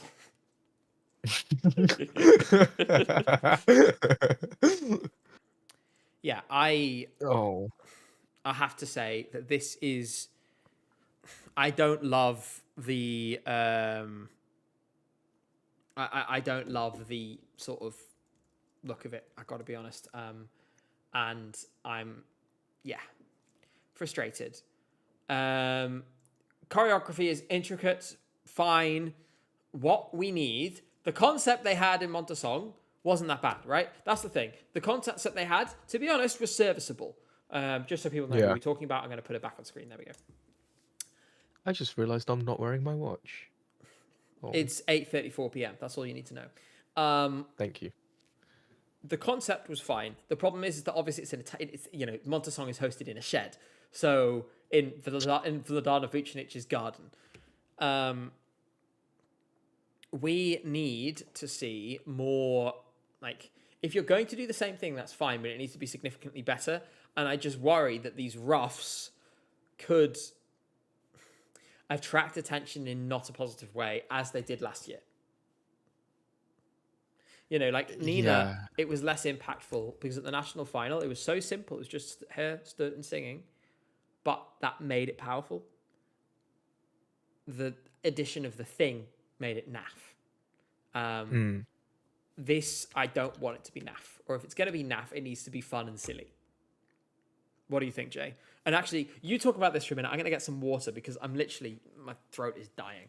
So tell us what you want them. Tell the people what you want them to do on stage, and I'll be back in 30 seconds. Okay. I want them to not wear this outfit. I think that's not a controversial thing to say. It's giving she kind of looks like Diglett, the Pokemon. It's just like ooh. So it's just not giving anything. I do like her nails though. They do look very nice, and her makeup's very well done. Yeah, I don't know. What was the thought behind wearing this on her neck? It's kind of like those things you wear at the airport, like around your neck, Why is everyone talking to about make it more Diglett? comfortable. What did you do, Jay? You didn't compare her to Diglett. Am I wrong? Am I wrong? That Look, doesn't mean you should say it. what's wrong with Diglett? Everyone's saying Bziglet. Let's move on. Diglett is harsh. Just be careful with those camera angles. But yeah, I don't like the concept. I don't like the concept. I could be very wrong, but I don't like the concept. Right, let's go on to the next one, which actually is, and we talked about this before. It is, in fact, Estonia. Too epic to be true. So they're doing the rock revamp. Obviously, the outfits are upgraded apparently, although they're still just We'll see about that. white. They were doing like white suits, pantsuits kind of thing. Yeah. So this doesn't look like it's going to be very different. One thing they have told us about is that the middle eight has changed. So I guess it's going to be like a sort of boom, boom, clap, too epic thing. Like, what would that like in the press they go like, too epic, too epic, too Oh epic. God. Please don't. Is it going to be so unbelievably silly? Maybe I've like psyched myself out, but especially given the way that everyone else seems to be tripping over themselves. I see a path. I'm starting to think it might sneak in. Yeah. You will be streaming with them on the Wednesday. It's just God. I don't know. The revamp has done something. Has done wonders for this song. Actually, it's still not a great song, but you know, it's been elevated, I will and people say do like the kind of pop rock vibe. So, they ditched the kiss cam. That's the most important thing. And thank you so much, thank God. Neuro, who says, "How do you downgrade from a kiss cam?" And also Herr Gottbuller, who says, "Gabe, will you be in Vienna? Will you go to Eurovision Asia?" Firstly, thank you. Secondly, yes and yes. I'm going to Vienna tomorrow, and we are going to go to Eurovision Asia. We should probably plan that. We'll plan that after Eurovision is done. I don't know if I have enough money to go. I still need to sort that out. Jay, your kidneys, you have two Yeah. of them. Get rid of Yes. one. Sell one off to some dodgy No. guy on a street corner, and then you'll have plenty of money. No. Okay.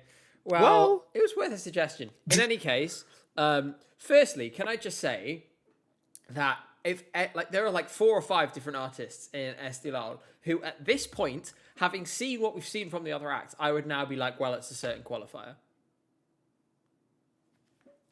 Like Ollie would be sailing through. I think Nup would be safe as well at this point, because I think he'd do really well with the juries actually.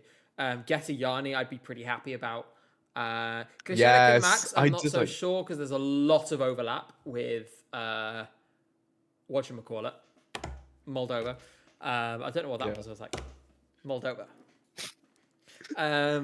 And Stockholm Cowboys would have been through easily. Oh, yes. Yes. Anton Minimal Wind would be coming top 3 in the juries as well in this semi, in my opinion. But yeah, so in some ways I'm sad because there was a lot of great options for Estonia, which now would have all sailed through. In any case, the 7th best thing in the national final might go through anyway. So, which really says something. I mean, fair enough, Estilal. At least you've got decent depth when it comes to numbers. Yeah, I mean, I'm expecting a lot of it to be quite similar. If they do the like lifting up thing, maybe it'll be really camp and really naff. They need to lean into it. Yeah. It needs to be self-aware, in my opinion. That's how you... Yeah. Because right now it isn't, in my opinion. So... Just, you know what? Let's vote for the song ironically. I won't be doing that. Why? It's free. Is it? Is it free? No. Where did you get that from? Voting has never been free. I thought... In fact, in Estonia, it's €1.40. I thought it was free on the app now, isn't it? No. For us? No. No. Well... So we're going to skip over Israel for obvious reasons. I do want to say one small thing. And also, thank you, Karina, Notice for the how €5. Thank you so much. Really appreciate that. I'm gonna come back notice to the how question in a minute. all of this block of text is just straight up facts. Like there's no like, wow, it's them. It's just like he is wearing a black leather jacket. That is a good point. It's really neutrally written, isn't it? Yes. It's giving, hi, my contract stipulates I have to write this section, so here it is. It's like giving a neutral. It's like when you get a neutral reference from an employer. Like, Yeah. I confirm this person worked here. It's like they might as well have written, Noam Betan was in this room between these hours. In He any sung a case, song. fair fucking play to them, in my opinion. Fair play. But yeah, for obvious reasons, it makes me really sad to see once again Israel prancing around on the stage as if everything is fine and dandy, and then not in the process of declaring war on every single one of their neighbors and perpetrating genocide and so on. But we're going to continue to highlight this, because if there's one thing that this platform can be used for in a helpful way, it's about reframing this participation as what it really is, which is a pathetic, desperate attempt to regain some international legitimacy in the only international forum, where they feel they can cheat their way into doing it.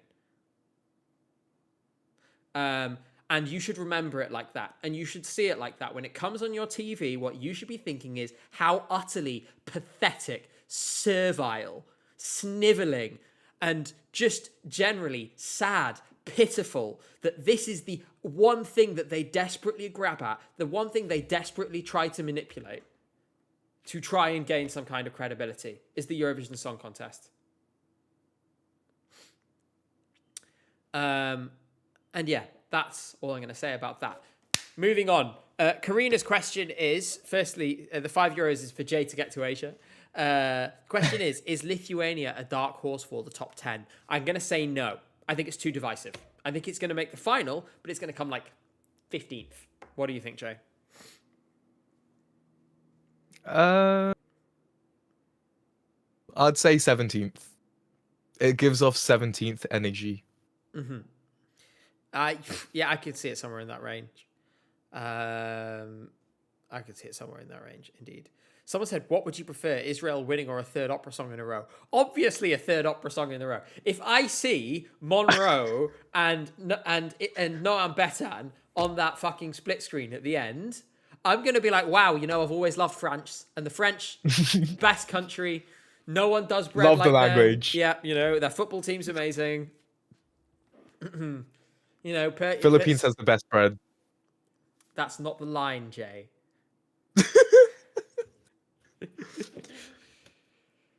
Apparently, I accidentally said excited. French. I said French instead of French. Apparently. I'm excited to take you to the Philippines one day. I'm excited to go to the Philippines one day. In any case, yeah. Then we hope that we don't get into that position. So, dancing on the ice next, Belgium.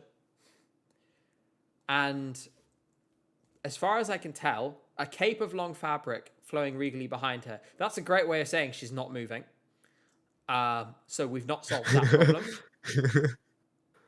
problem. And then she does. Oh, she struts. I mean, again, I'm looking at this and I'm thinking, okay, she's going to dance. Is it going to be like the dancing before, where she was very still and sort of doing stuff with her arms? This is not what she was doing. I don't know what this is. Or is there something else going on? We need more movement in this. I think it felt a little, the performance I've seen, it felt a little awkward, as we've discussed previously. I will say, though, and Theodore, thank you so much for your super chat. I'll come on to it in a second. Again, other people messing up. This is another one where the door opens, as well as Estonia, and we'll talk about that. I'm going to do a poll on whether Belgium's going to qualify in a minute, because I think the results could be interesting. Theodore says, people who want Israel to win because quote, the contest deserves to die are insane. Surely it's better to hope for the EBU to wake up instead, right? I almost think like both halves of this kind of miss the point a little bit. on one hand, it doesn't really matter what the EBU thinks because its members are what makes the decision, and the members are constrained by geopolitics. The geopolitics of Europe right now has disallowed this, essentially. There was a moment where it might have happened, and there's a reason why you saw it happening in the European football competitions simultaneously. There was this little window where it opened, where it could have been, where it became politically possible, and then it slammed shut again. That's an indictment of our politicians and of our sort of political and international political structures that were unable as a continent to effectively address these kinds of things. Despite, by the way, public opinion being very clear on this. On the flip side, I think people who are sort of, I think a lot of people who are saying that the contest deserves to die and therefore they want Israel to win, I think this is actually, it's a very human feeling to have this kind of intense, something that you have loved so much, you feel like it's been taken from you. You feel like it's changed beyond all recognition. I think it's a very human reaction to sort of have the kind of throw the whole thing up in the air kind of thing.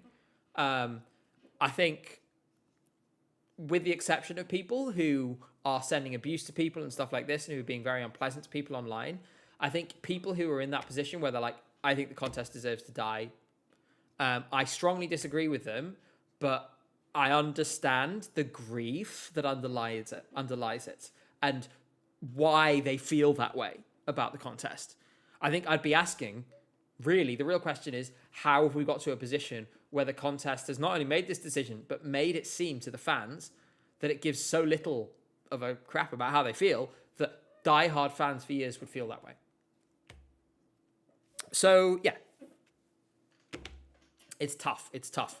Let's get back to Belgium. Sorry, I got really sidetracked. I'm going to give you guys a poll in a minute, as I said.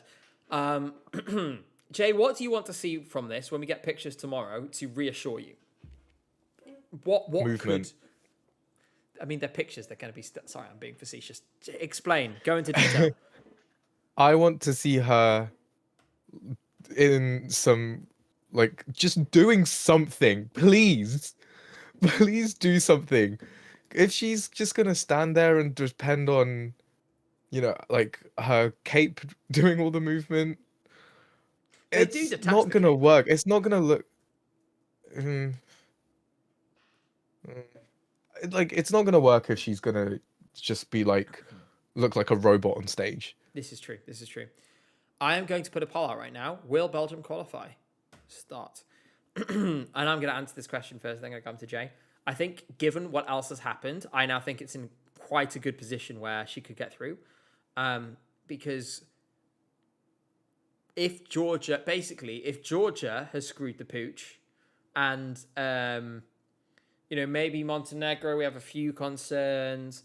And then obviously Portugal seems to have, like it's one of these things. It's like the car, a car with nobody in it shows up and Bandidos de Canta get out is kind of the feeling at the moment in terms of the charisma that performance is going. And thank you so much, you're a Punzel. I'm not sure I agree with you that that's a massive deal. We haven't seen it have a big effect in the past. But yeah, the door then opens for Belgium, right? Because you have this kind of range. At that point, it's like 7th to 12th or 13th, where there's this big fluidity of where people could end up. And maybe, she could sneak through, even if it's a little underwhelming. There is, of course, a previous example of this happening with Belgium. Who remembers Jeremy Makiez? Oh my God. Jesus Christ. I was so sick of that song, like, by the time it came around to the contest. I did like it before, but I played it so much. I never liked that song. I thought the live performance was really not very good either. It's so bad. But what I loved was how shocked he was when he qualified. He was like, huh? And then the Belgian commentators, I remember it really clearly, were on air going like, what the fuck? They literally said, what the fuck on air about the fact they qualified. Right, I'm going to end this poll now. Too.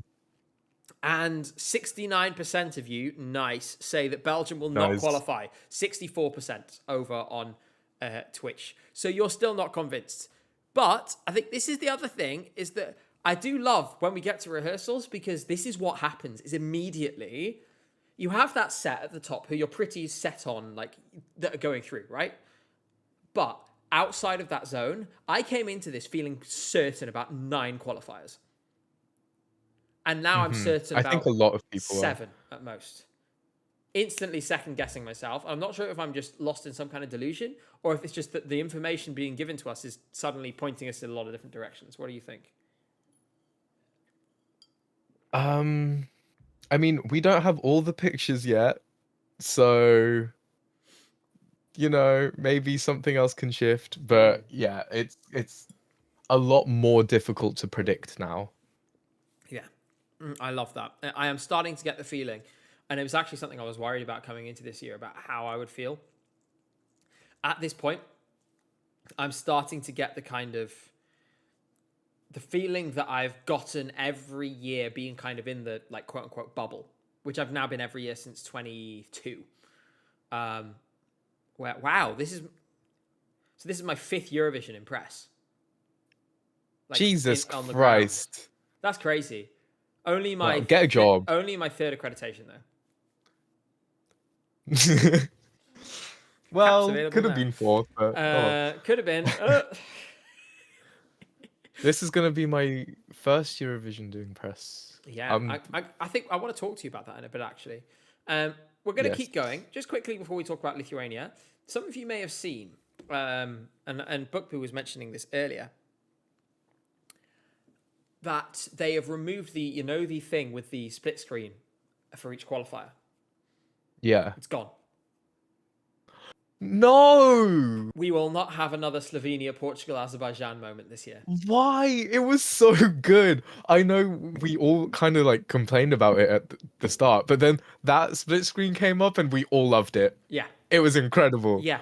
And I think it was a really cool way of doing it, but for whatever reason, it's gone. And I think it might be that it was an initiative of the Swiss.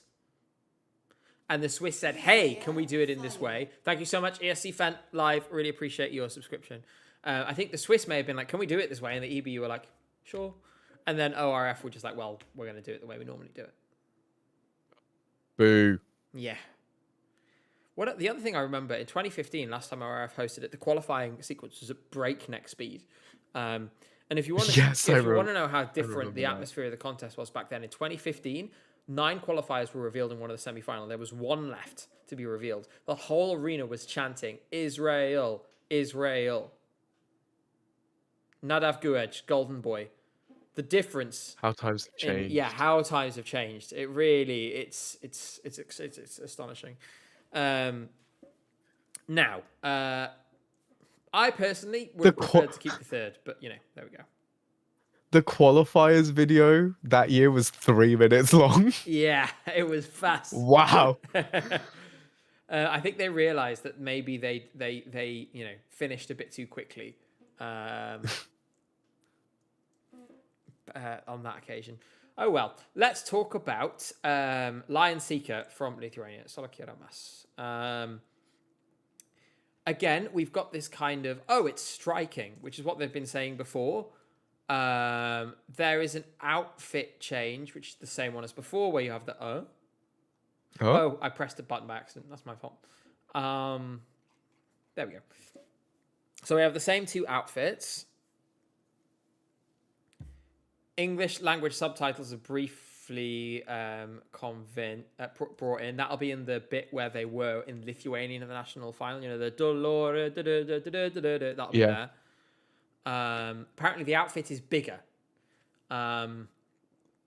Hopefully they'll make if they do the collapse effect again, hopefully they'll make it actually work properly this time.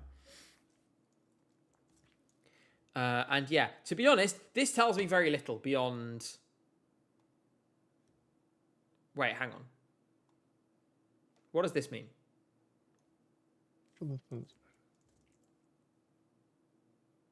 What do you mean a very different kind of outfit reveal?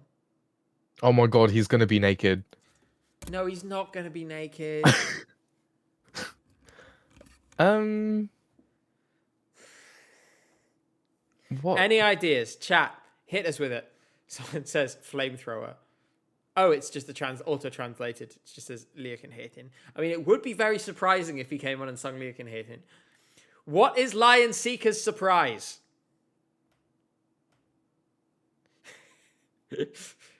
So this is the question that needs to be answered. He has a surprise. He has been warning. He's warning us, telling us Warning. that there is some kind of like thing that has never been done before. Like it was the most technically advanced staging for Lithuania ever at Eurovision. Again, this is one of those things where I hear that and I'm like, what does that mean? Give us something. It's like, remember last year they were like, we're doing something never done before, and then we were like not gagged. Who said that? I can't. There was a few countries that said that. I remember Yost said that, and then everyone saw it Yeah. and was like, Huh? I still don't know what he meant. Loved Maybe it, he but was still don't saving know what he meant. it for the grand final. Oh, That, yeah. but that's Could you a denial. imagine? That's a denial. Cyprus. It was Theo Evan and his Yes. package. Yes. God, you know, I actually, We've I know we're getting off topic now. I promise you, we will get back to the semi-final. But I went back to watch that. It's one of those things. It wasn't good when we saw it, right? But maybe when you're all caught up in Eurovision week, you're still a bit like, oh, things are impressive. Look at all the moving around and stuff. I watched it back and I was like, this is absolute bobbins, useless, like rancid. Oh, it's just bobbins. it's What does so that bad. mean? It just means it's shite. I've never heard anyone say that ever. You're like creating sayings that have never been said before. No, that one. People, that one has existed. That was knocking about. Thanks for the subscription, Fimsy. Everyone is very confused by that. Oh my god. Absolute bobbins. Gabe is secretly 95 years old. Yeah. Well, I don't count the years in prison. I'm not surprised. But it was so bad. Like, I'm sorry, it was just not good. Like, I watched it back and I was like, there is like 50 too many things going on here, and he cannot do it. Like, he's just not capable. It's like that staging would have been such a gag if the song had been good. Such a gag. It doesn't sound right coming from your mouth. I don't know why. Yeah, no. It works better. It sounds, but ESC Tom sounds the most natural coming from him. He's always gooped and gagged. Yeah. Oh, I have to get ESC Tom on for a stream at some point in Eurovision week. Yes. Yeah, that'll be fun. He'll be about. We'll get that We'll ask sorted. him. Okay, so we're moving on to San Marino.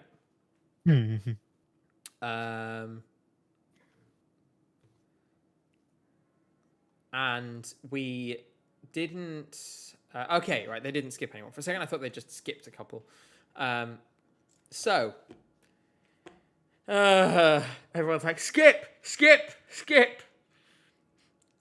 This... No, we won't skip. As As much as we want to. Senate is...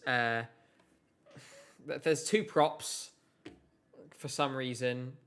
The staging is so camp. You know what? Can I make a prediction? I think this is going to be so over the top that it's going to come across extremely tacky. Because the song is tacky. San Marino's kind of good at doing that though, right? Like 2018. Do you mean With the 2019? robots? Oh, the 2019 with the robots. No, the robots, they were cute, and that was like 10p and a curly whirly. This has money. That makes it tacky. Okay, yeah. It's just like, this is just gonna give off disco vibes. Yeah. Fortunately or unfortunately, there will be no radiators on the stage. So Shay. what? Oh, God. Well, you know, I was going to make a joke about that, and then I decided not to. And so you just decided to run straight through that. Grafton Felchmers, thank you very much, says outfit reveal, Lion Seeker turns into a lion. That'd be fun. No. I hope so. Then I'd get it. Then I'd get the song. Yeah, maybe Boy George will have a kind of, epiphany and he'll change the lyrics. Be like, here I am. I've been convicted of many crimes, But he'll chain himself to the radiator. including Yeah. assault in 2009. Bars. Send that to Eurovision. Oh, dear. If people said that Do we works, have I'm quite anything pleased with else? that. About this? Do we have anything else to say about this? Yeah, I What's just the think props? there's. I don't know why there's two props. I don't know. Like all of this, I'm reading all of this and I'm like, okay, the camp thing I get. Everything else, I'm like, this is sounding like a total disaster. I kind of hope it's a disaster. That'll be really fun. But hey, at least on the bright side, I hear Boy George is preparing a special number to sing in Euroclub. And it goes, baby, sometimes the world gets you down, but you gotta keep your head up. No. No. You know I am. You know I am a convicted criminal. And that's gonna be Boy George in there. Sorry, I saw them talking about it in Twitch chat, so I was like, I'm going to make a reference to this now. Right, let's move on. We've spent enough time on that. So, Alicia took to the stage, and I want to say, firstly, even though this song isn't for me, on a personal level, I can't help but feel happy for Alicia that she's had this opportunity when she earned it already in 2020. Yeah. It was taken from her. Now she gets this chance to actually do this. I may not like the song, and that's fine. But I am genuinely, on a personal level, I think it's impossible not to be pleased for her. Yeah. As for the song, well, yeah, we know. Let's have a look at this. They've thrown out the pre-selection performance, thank God. Although they kind of had to. There is a prop. They won't tell us what the prop is. It's simple when stood on its own, but once they start interacting with it, it transforms into something very special. Looks simple on its own. That could be anything. Radiator. No. No. Like when you hear something like that, like what do you have in your mind? Like what could be simple? I mean, it's difficult because for a song like this, I actually don't, and this is part of my problem with it, I don't understand. I'm really curious to see what they've done with it because I don't really understand how you go about staging it. Obviously, there was a lot of like church imagery and stuff in the video. So if we're following that line of thought, it might be, okay, there's something churchy. Something churchy. Amazing. It could just be like a mystery box. We already have like 2 boxes this year. Yeah, everyone's got a box these days. Oh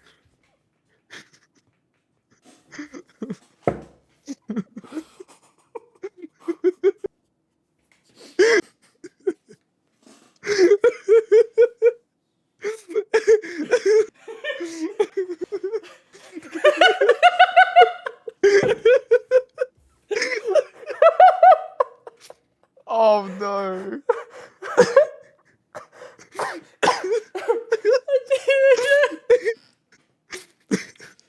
I didn't.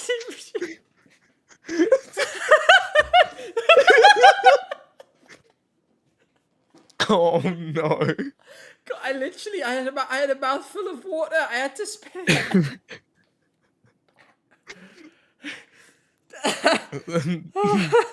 Oh no. Oh no. Oh no. Oh gosh. It hadn't even occurred to me. Everyone's got a box this year, yeah? No. Yeah. Oh my god.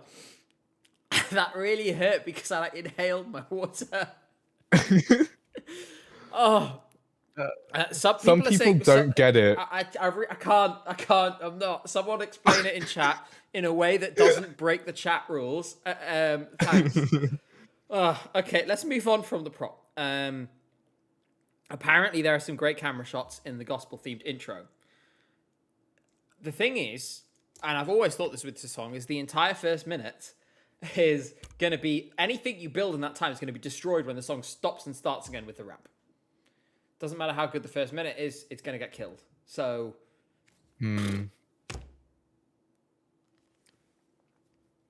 I agree.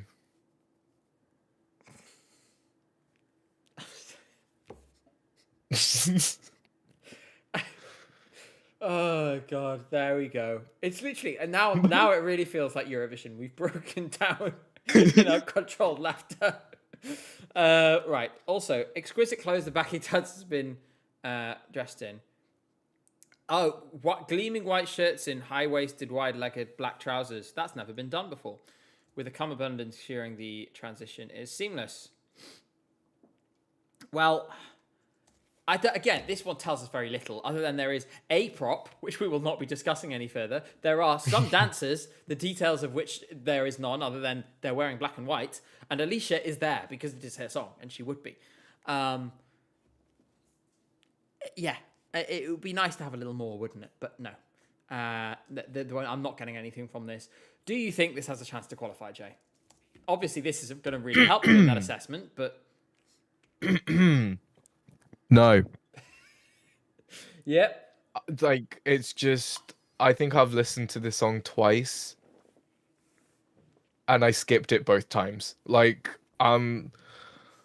it's...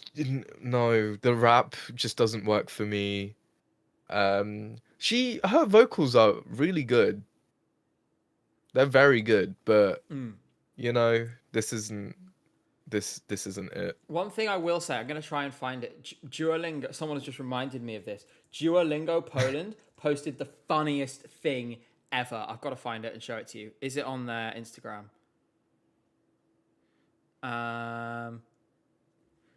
Can someone send me a link on Twitter to the Duolingo thing? Those of you who know will know. Someone send it to me. But before Is it the latest one? This one, yes, it is. Okay, I've got it. Never mind. But firstly, I want to say a massive, massive thank you. Stumbling through to £50 super chat. That is unbelievably generous. Thank you so much. Says, hi, Gabe. I've been a huge fan for a while. Love hearing your perspective. Here's some money to help you and Jay look after your boxes.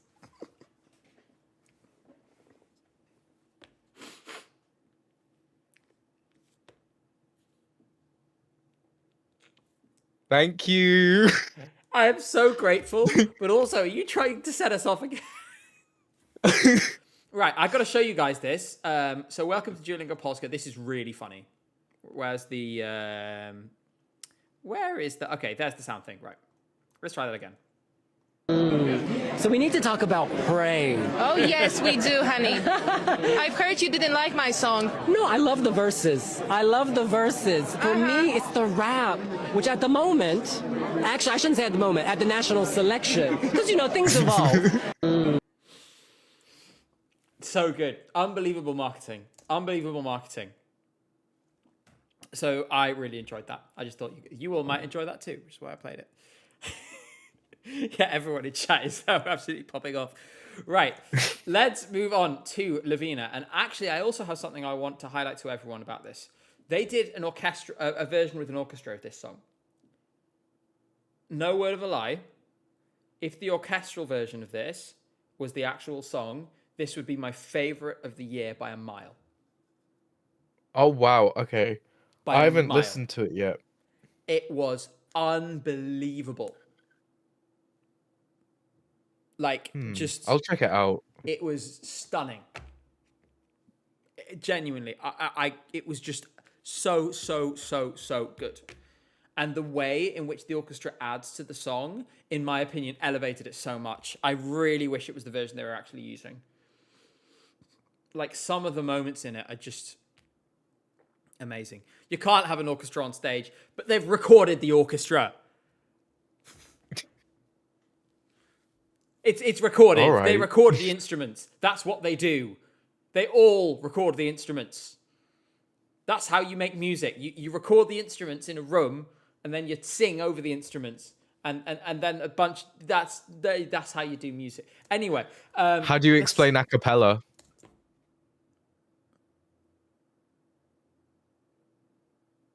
Let's talk about Serbia.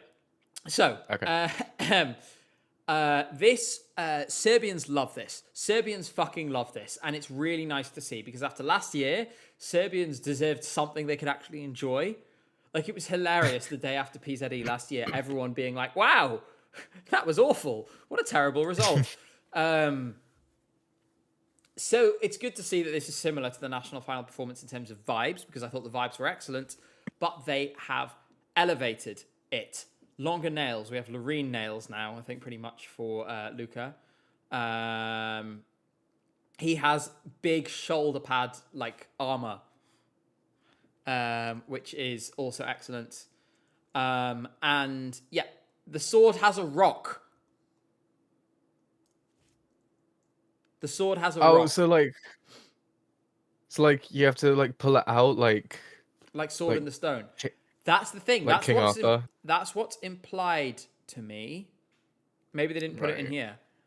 The Sword in the Stone, like that's a trope. That's a that's a culture trope right there. Imagine if they pull out the sword and the sword is on fire. I'm just saying. I want That would be I really want the cool. sword to be on fire, and I want them to be waving the sword around.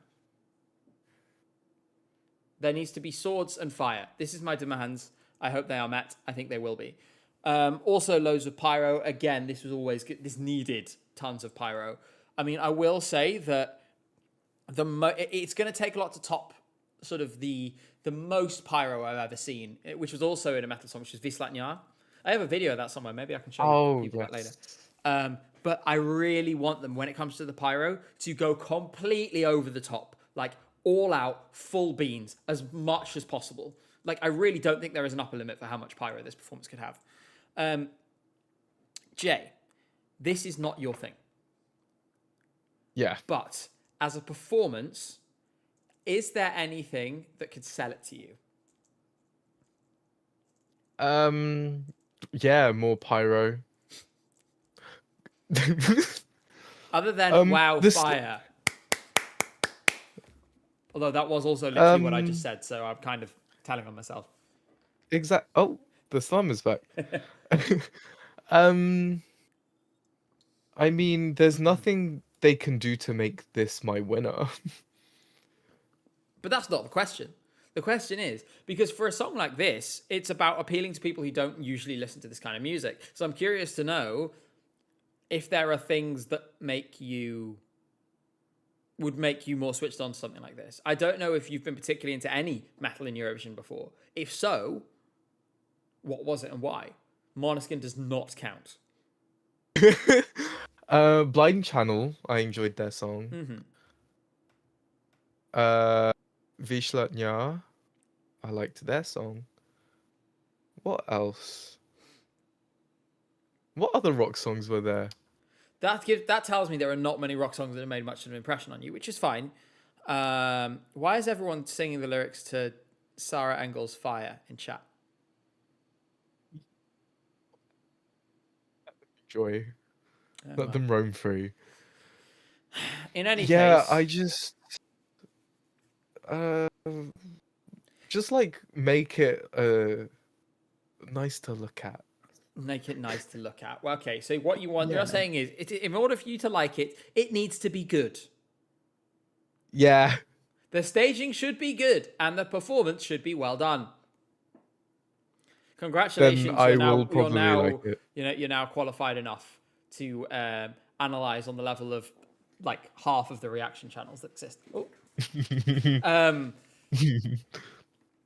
Anyway, back to where we were instead of random unnecessary shots. I'm kidding. Reaction channels play an important part in the community. I'm just messing about. It's going to be for me and not for you. At the same time, I still think that when you actually see it on the Eurovision stage, it's the kind of thing that could maybe carry you along a little bit. What I will say is, unless we see it and it's horrible, in my opinion, again, totally safe when it comes to qualifying at the moment. I'm not seeing any challenges to it, especially given that the places the challenges would have come from have now fallen away. What do you think? Yeah, like all the rock heads. Rock heads. The- Rock heads. Hey, all you the- rock heads. It's time for some cool rock music. all of those people will vote for rocking this. on. The Rockheads. Like Camp Rock. B says, "Dear bigoted Rockheads." Oh my god, Jay, you sounded like such a boomer. Such a boomer when you said that. What are people that enjoy rock called? Well- Stone collectors. I don't know. No, what are you on about? Literally, what is it Like with you rock and the what is it with stones? you and the ground? All you're doing is talking about stones and diglets and things like this. I like the ground. Sleeping on the ground's kind of fun sometimes. You're so weird. I don't know what I'm saying. But look, I think people who like rock and metal are going to go for this, right? I am curious to see if it can pull in from other places as well. Because that's what it did in Serbia. That's why it won in Serbia, is that people who didn't usually engage with this kind of music felt very attached to it. They're cooking you in chat, by the way. Metalheads. They're called metalheads. Yeah. I was this close. Rock I'm proud of heads. myself. Rockheads. Yeah. Lovers of rock. Okay. Yeah, fine. So, post-rehearsal reactions. Oh, this is just the podcast. And then, we are cleared out. So, that is our semi-final one. Based on what you've heard, we are going to, Jay, I'm dropping this on you now. Great. Not just predict the 10 qualifiers, predict the order they finish. What? Yeah. Okay.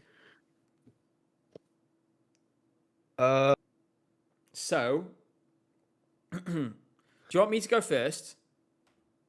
Yeah, you go first. And then come to you? Actually, no. I'll go first. Okay. I'll go first. Okay, fine. Tell me who's coming in 10th.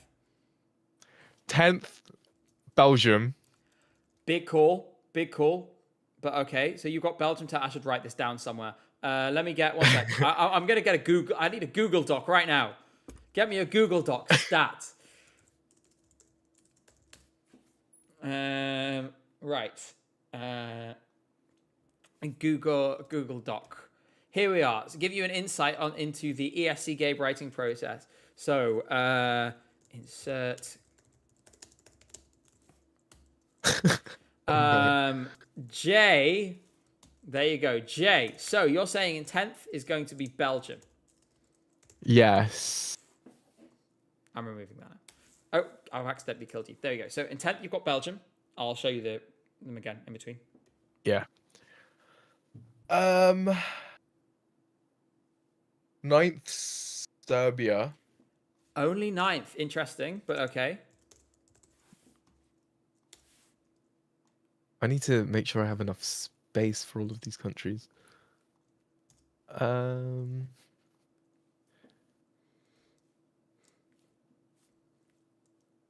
Lithuania. 8th, Lithuania.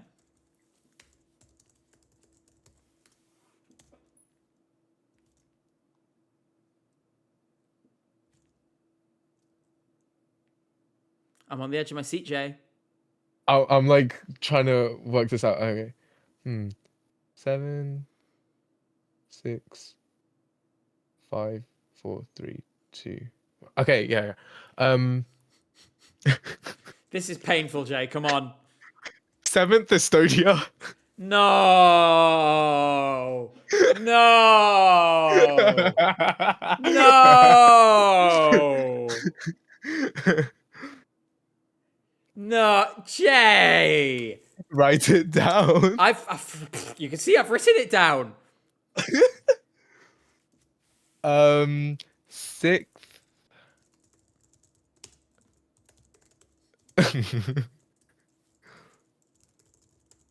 Yeah. I need the list. I cannot believe you've just said that.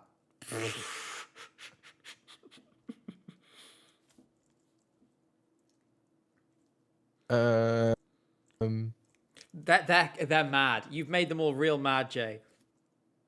What am I on? 6th? You've got 7. 6th, So you're now on to Croatia. 6th, Croatia. Oh, maybe I won't have enough space. 5th. Um,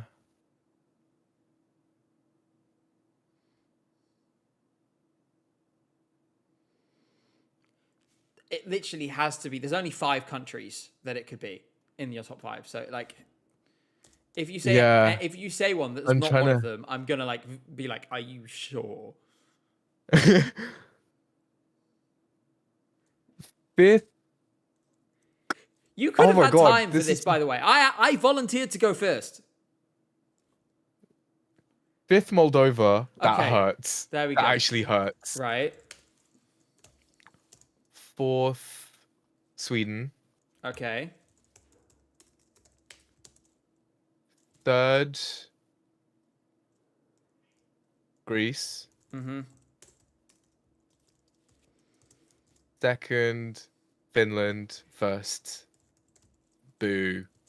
You think Israel is going to win the semi? That I think is actually a big call a pretty big call that I don't agree with. Wait, no, because I just remembered that juries are back. Yeah, So maybe put the boo country like fourth. the boo country. Okay, right. I'm not saying their name. Okay. I mean, That took me so I long. agree. I agree with the sentiment.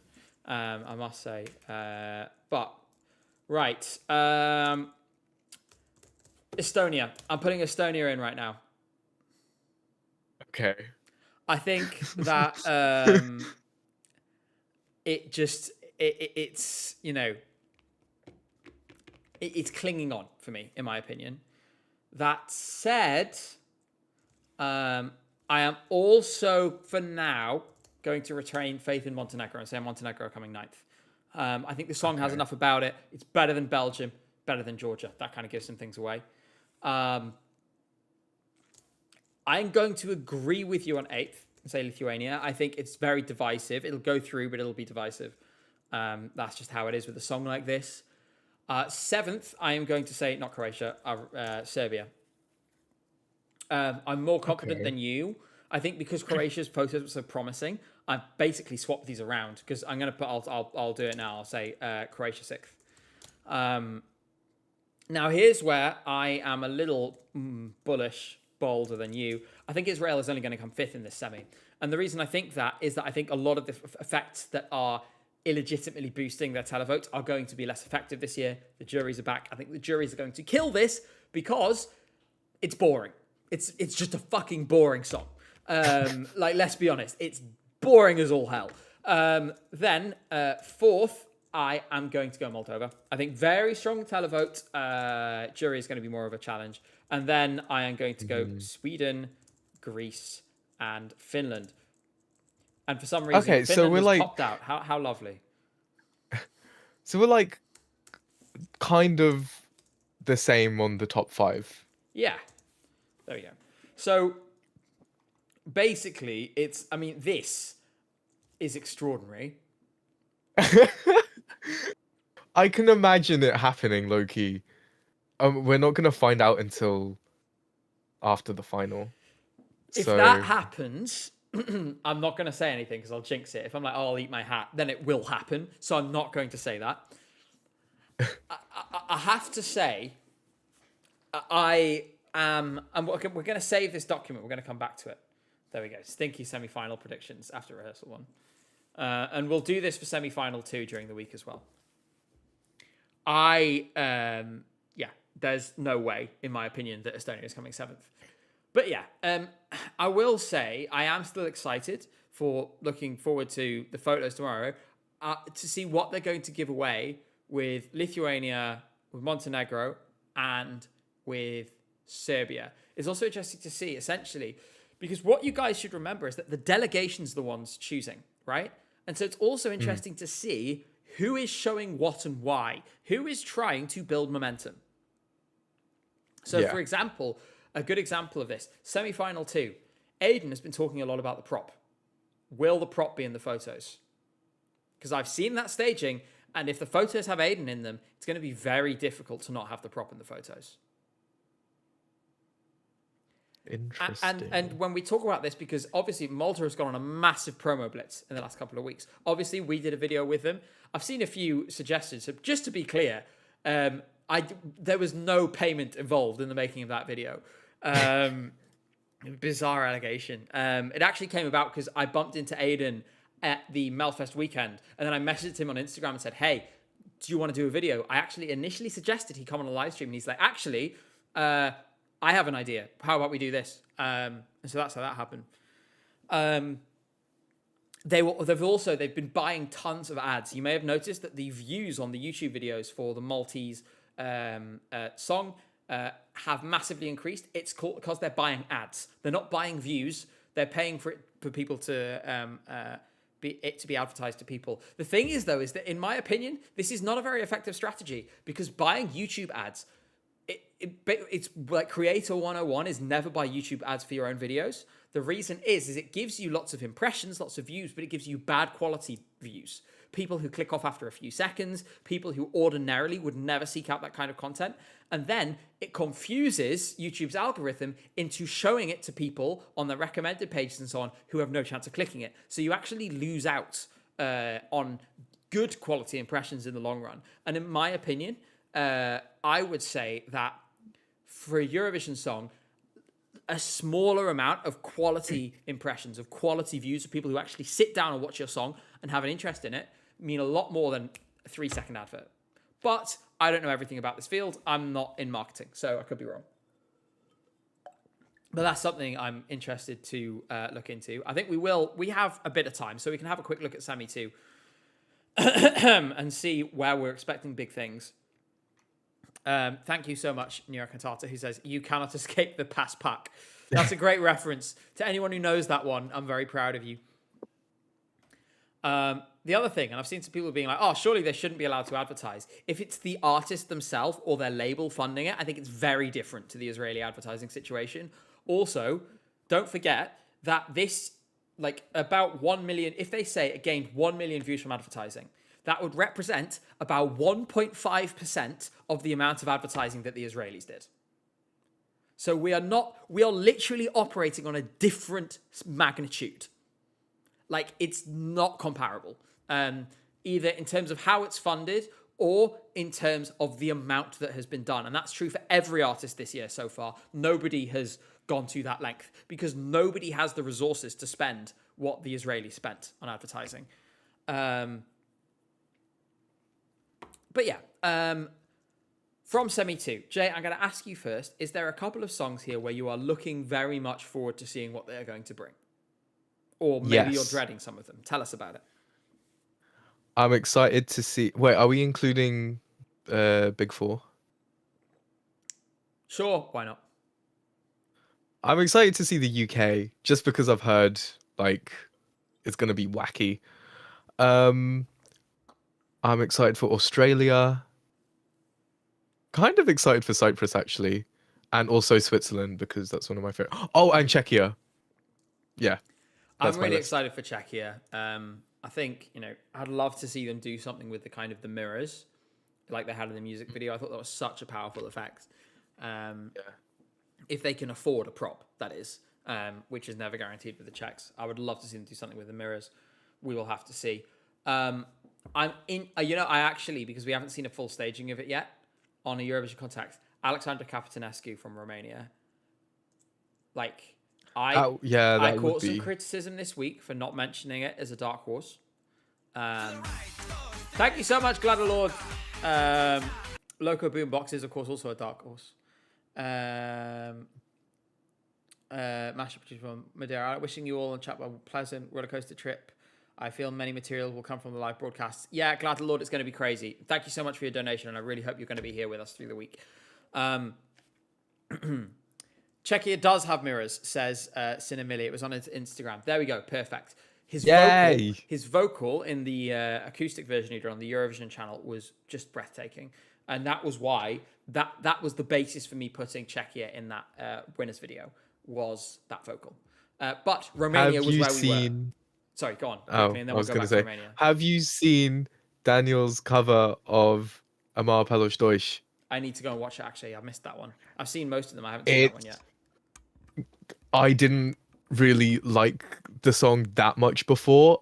I get it now. It's the best like video on the Eurovision channel. Okay, I'm I will obsessed watch with it. it. I will watch it. I promise you.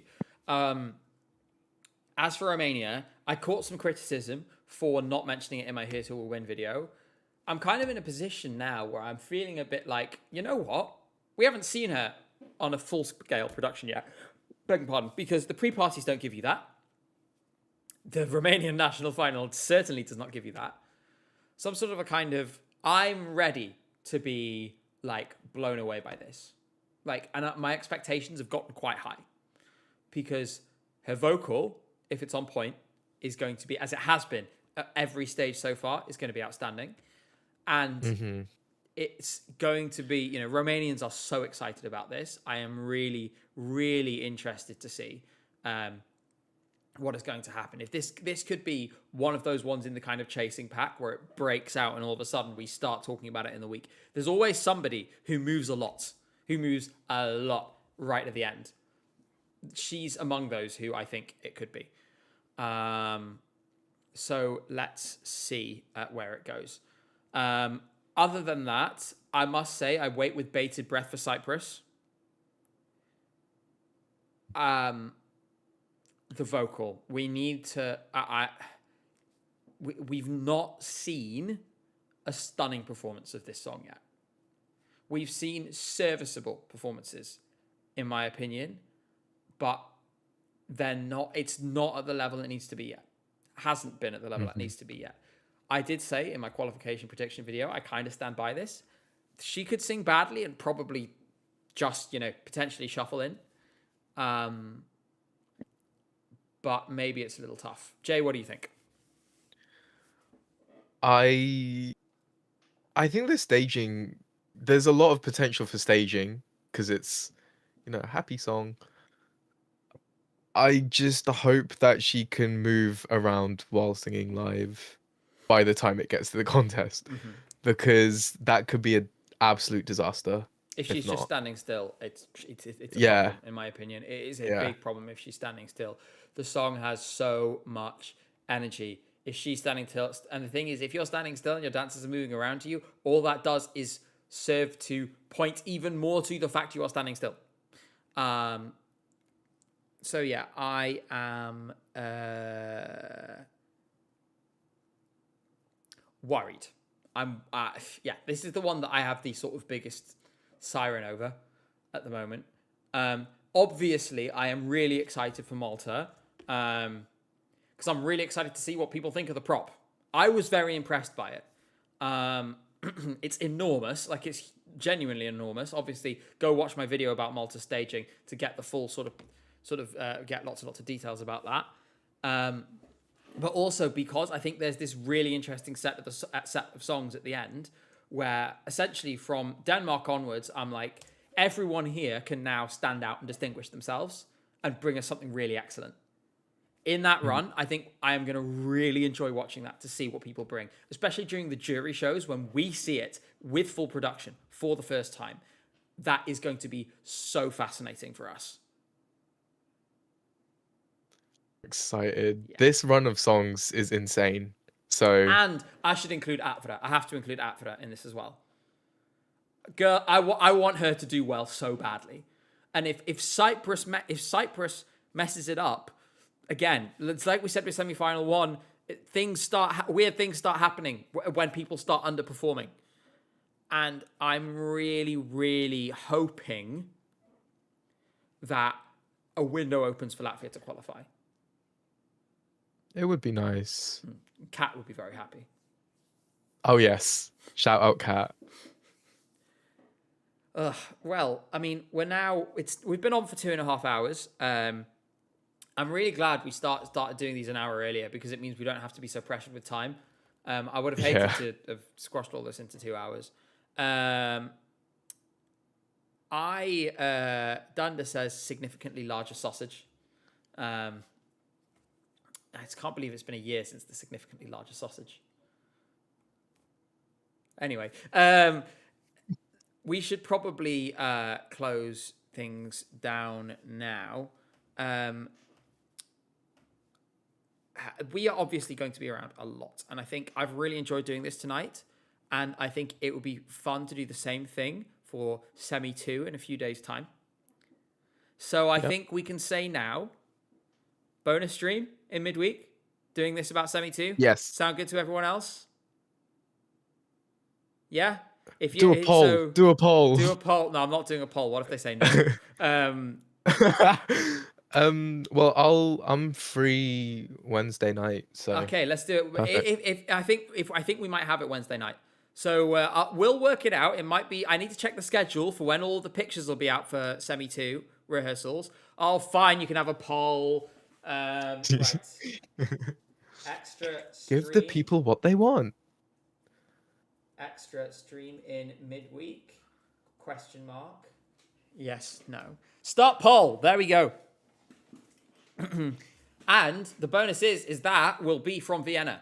Because, well, for me, you'll be at home. I'll be in Vienna. I'll be, yeah. Luckily, we are equipped to make such a thing work. I absolutely love that 13% of people currently have voted no.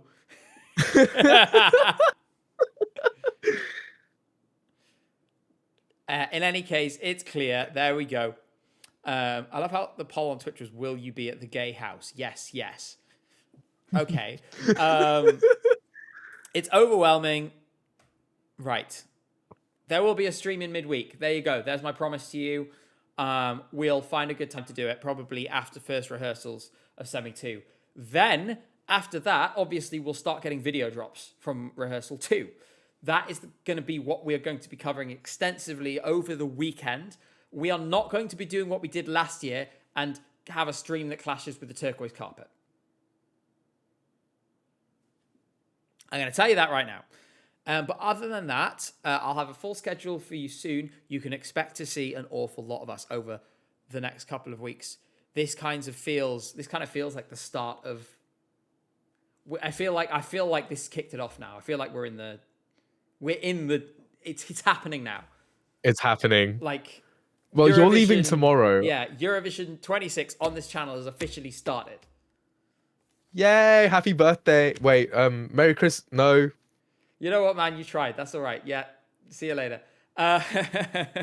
With that, it's time to wrap up. I am going to say again, if you haven't already, make sure to check out the merch. The link's on screen. It's in the description. We worked really hard on it. We hope you love it as much as we do.